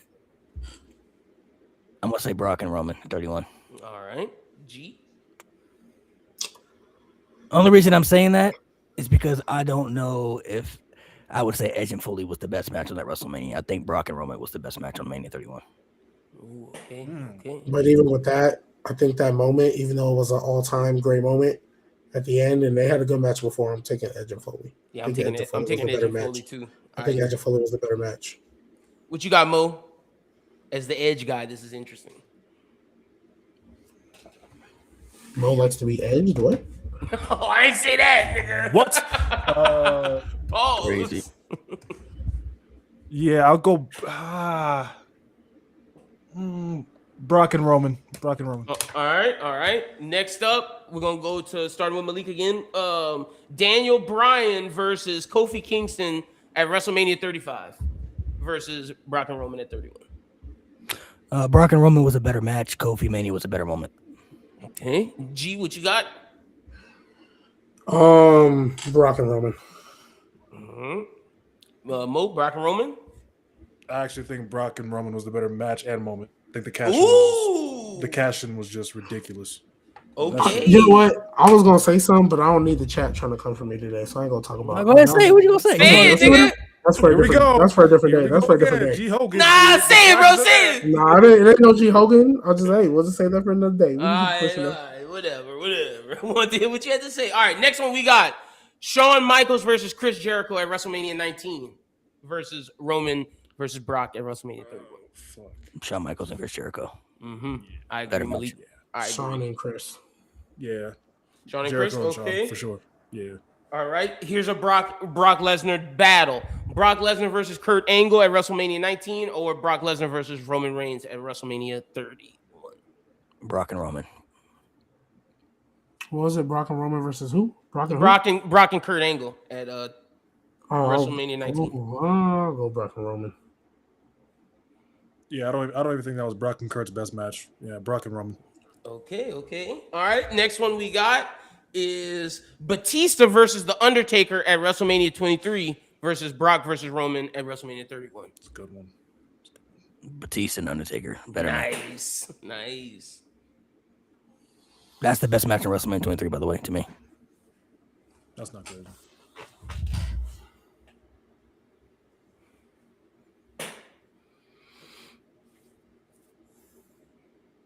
Batista and Taker was a really good feud. Batista and Taker was good, bro. I just don't remember it too much. That's the only reason why I'm like.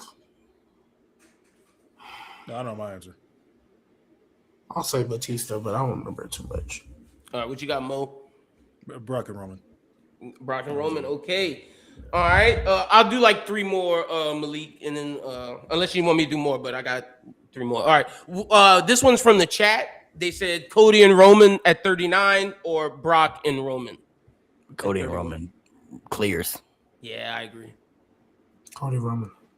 Okay, cool deal. All right, next one we got is we're gonna go back to Mr. WrestleMania. Ric Flair versus Shawn Michaels at WrestleMania 24 or Brock versus Roman at 31. Shawn Michaels, Ric Flair clears. Yeah, Shawn Michaels, Ric Flair. All right. Shawn Michaels, Ric Flair? Yeah, Shawn Flair. Okay, we're going to take it back old school for this next one. Let's go Roddy Piper versus Bret Hart at WrestleMania 8 or Brock versus Roman at 31. Piper and Bret was really good. Yeah, it was. Classic, yeah. That's a really good match. I'm going to say Brock and Roman, though. I think it just had a better... I think match-wise, it's pretty equal, but in the moment with the cash-in, that does it right there. I think it had better moments in it, too. Okay. G, what you got? Oh, I know what G picking. Next. Probably ain't even seen Roddy Piper. Yeah, bro. Like, if we gonna skip G, I know what you picking, bro. You ain't even seen it. You ain't even seen it, bro. I mean, I've seen that one a billion times. I got you. What you got, Mo? I think Brock and Roman. I actually think Savage and Flair was a little better on that same night. Okay, I'm gonna do one more from the chat, and then I'll do my final two. The chat wants to know Kurt Angle versus Shawn Michaels at WrestleMania 21 or Brock versus Roman at 31. Match quality wise, Kurt Angle versus Shawn Michaels is a top 5 WrestleMania match ever. Yeah, Kurt Angle, Shawn Michaels. Mo? I'll do you one better. I think that's a top 3 WrestleMania match of all time. Ooh, okay. I like that. All right, and these are my final two. Kurt Angle versus Eddie Guerrero at WrestleMania 20 or Brock versus Roman at 31. Kurt Angle was pretty good. Yeah, I mean, it Kurt and Eddie was pretty good, but I would say Brock and Roman. Okay. I know somebody didn't just offer up Yokozuna versus Bret Hart. Bro. Yeah, they threw that. I'm not. That's where you pay attention to Y'all some just of the watched my last chat. video or something. Like, You pay attention to the chat, but you don't use that one. You're talking about the one at WrestleMania 10, right? That's what they was talking about. Yeah, I assume so. match is not bad, but you know. Yeah, get the fuck out my face.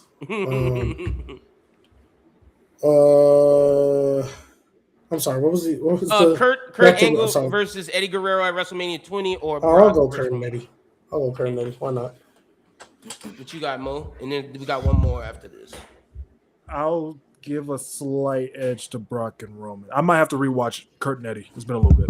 But, Okay. And then my final one, Cody Rhodes versus Seth Rollins at WrestleMania 38 or Brock versus Roman at 31. Brock and Roman. Yeah. What you got, G? Brock and Roman? Mo? Same. Brock and Roman. Yeah, I don't think that Cody and Seth match is their best match of the feud, honestly, at 38. I feel like I promise you if Cody Rhodes didn't, I'm not gonna lie, if Cody Rhodes didn't tear his pec, he might not be champion. No, I'm not gonna lie, that feud would have been underwhelming, but that's a different conversation for another day. No, that pec tear threw him in as the Cody fan. When people realized it was real, when people realized it was real, he still wrestled. That's what made him. That's what saved that feud and made him who he was. Because before that feud was very. I was a fan of him. But that feud had one good moment. That feud, if we really want to talk about it for real, that feud had two good moments. No, it had the return in the pec. And it had Seth Rollins saying, you tried to burn this. You don't get to take a throne to the. You don't get to take a sledgehammer to the throne and then try to take what I. Yeah, those were the two good moments of this feud. Bro, other than that, it was boring. Bro, I can't lie. When I saw his pec tear, that was like, okay, I am a Cody fan. Because like before, I was like, oh yeah, I'm a fan of him in AEW. But when he came back and tore that pec, I was like, oh no, that's my favorite wrestler in WWE. Like that shit was beautiful to me. I knew he was beating Roman Reigns right there. I was like, yeah, that's the guy. That's the guy. Yeah. I don't care what happens in Clash of the Castle. That's the guy. To end off the stream before we head out of here, with WrestleMania coming up, I want everybody to give their top 5 greatest WrestleMania matches of all time in history. Ooh, okay. Fuck. Damn. I know 4 of them. So my list is a little bit different. There is going to be one match I leave off here that, unfortunately I wanted to put on there. It's in my top 10, but I had to really think about my top 5. So in no particular order, I would have Bret Hart versus Stone Cold WrestleMania 13. I would have Rock and Hogan Mania 18. I would have Cody Roman 2 WrestleMania 40. Okay. And then I would have Shawn Michaels versus The Undertaker at 25, and then I would have End of an Era Hell in a Cell match at 28. Okay. Those would be my 5. I'm gonna do mine just based on the ones that I watched live. So based on the ones that I watched live, End of an Era, Hell in a Cell, Cody Roman 2,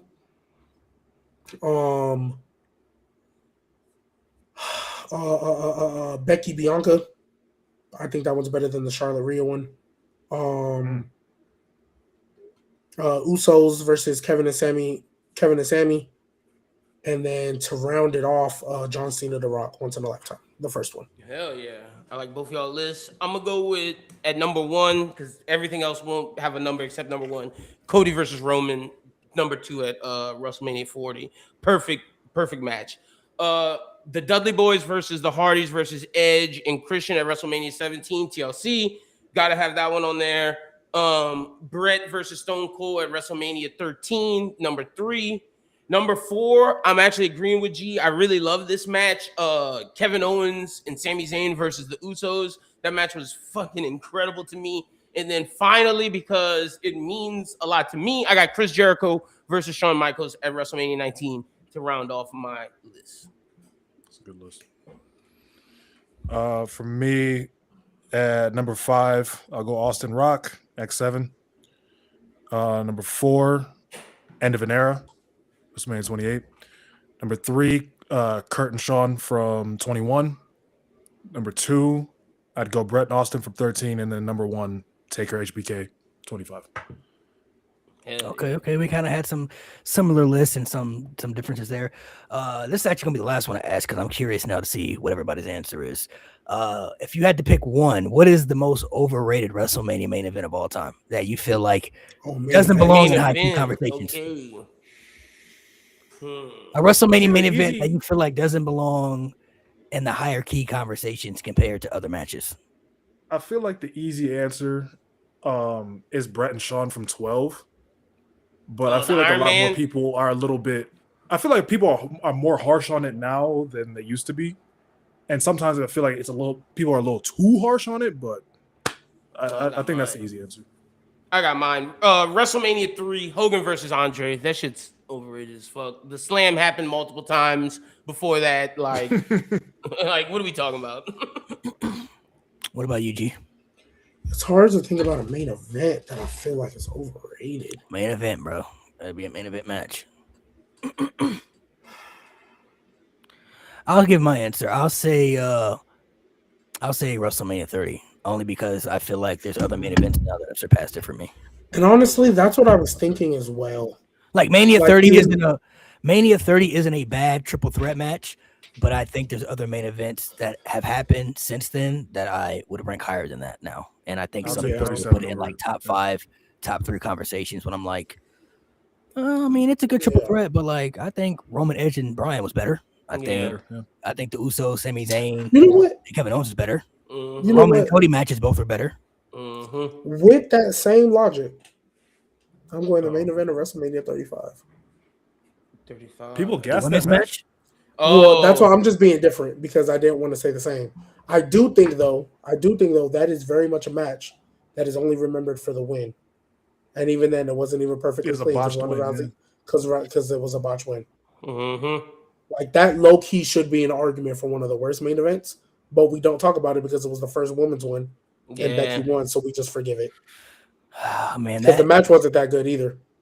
Yeah, that was disappointing all around. The bill was actually pretty good too, though. I can't lie. It was good until I really like that last February. It was good till February. Charlotte ruined it. No, I think that last episode of Raw when they had like the cops involved and shit, that shit was fire. I ain't gonna lie. When they had like that was all right. I didn't believe it though. They had Ronda Rousey shooting for no reason. Also, too, I didn't really believe it because there's no way you're telling me all these cops can't contain thin as a bone Charlotte Flair, thin as a bone Becky Lynch, and when women get feisty, bro, they get feisty when they scrap. You know, they get. I'm not gonna lie, that it just didn't sit right with me, and it was already a bad taste in my mouth because everything you did before, sacrificing Asuka, Charlotte didn't need to be there, so on and so forth. Because you were mad at Charlotte. You felt bad because you told Charlotte this was going to be her. When if we really think about it, Charlotte Flair and Ronda Rousey straight up, let's be real, nobody wanted to see that. But then you had the Becky ascension. It is what it is. You got to change plans because somebody saw it. You actually made the right decision. But because you felt bad at somebody, that's why you ain't never used to do that before. What changed? Because she was a Flair. What changed? Because you ain't never had no problem changing plans on people before. It is what it is. You keep it pushing. Charlotte Rousey was perfect for that show.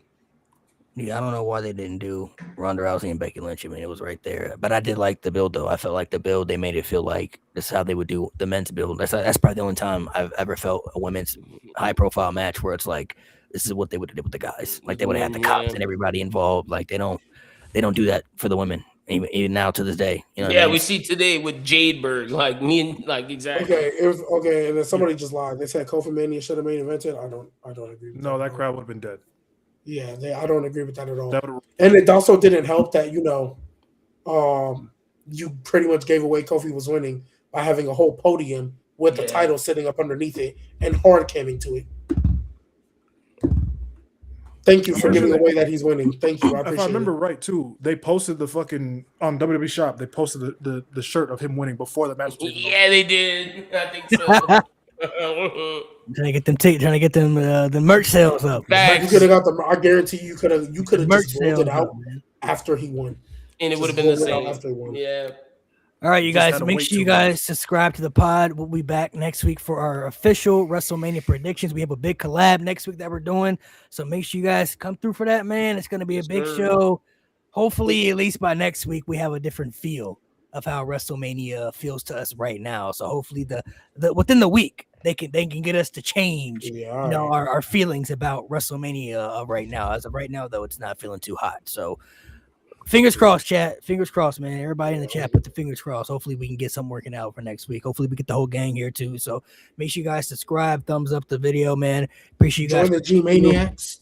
Join the G Maniacs. WrestleMania would be a lot better, obviously, if Omos was there, but he's not there. Cook. Not there, bro. You know, this would be a 10 out of 10 WrestleMania. It's bro. okay. We're gonna get Omos versus Kit Wilson for the first hour, commercial free. Hey, fire.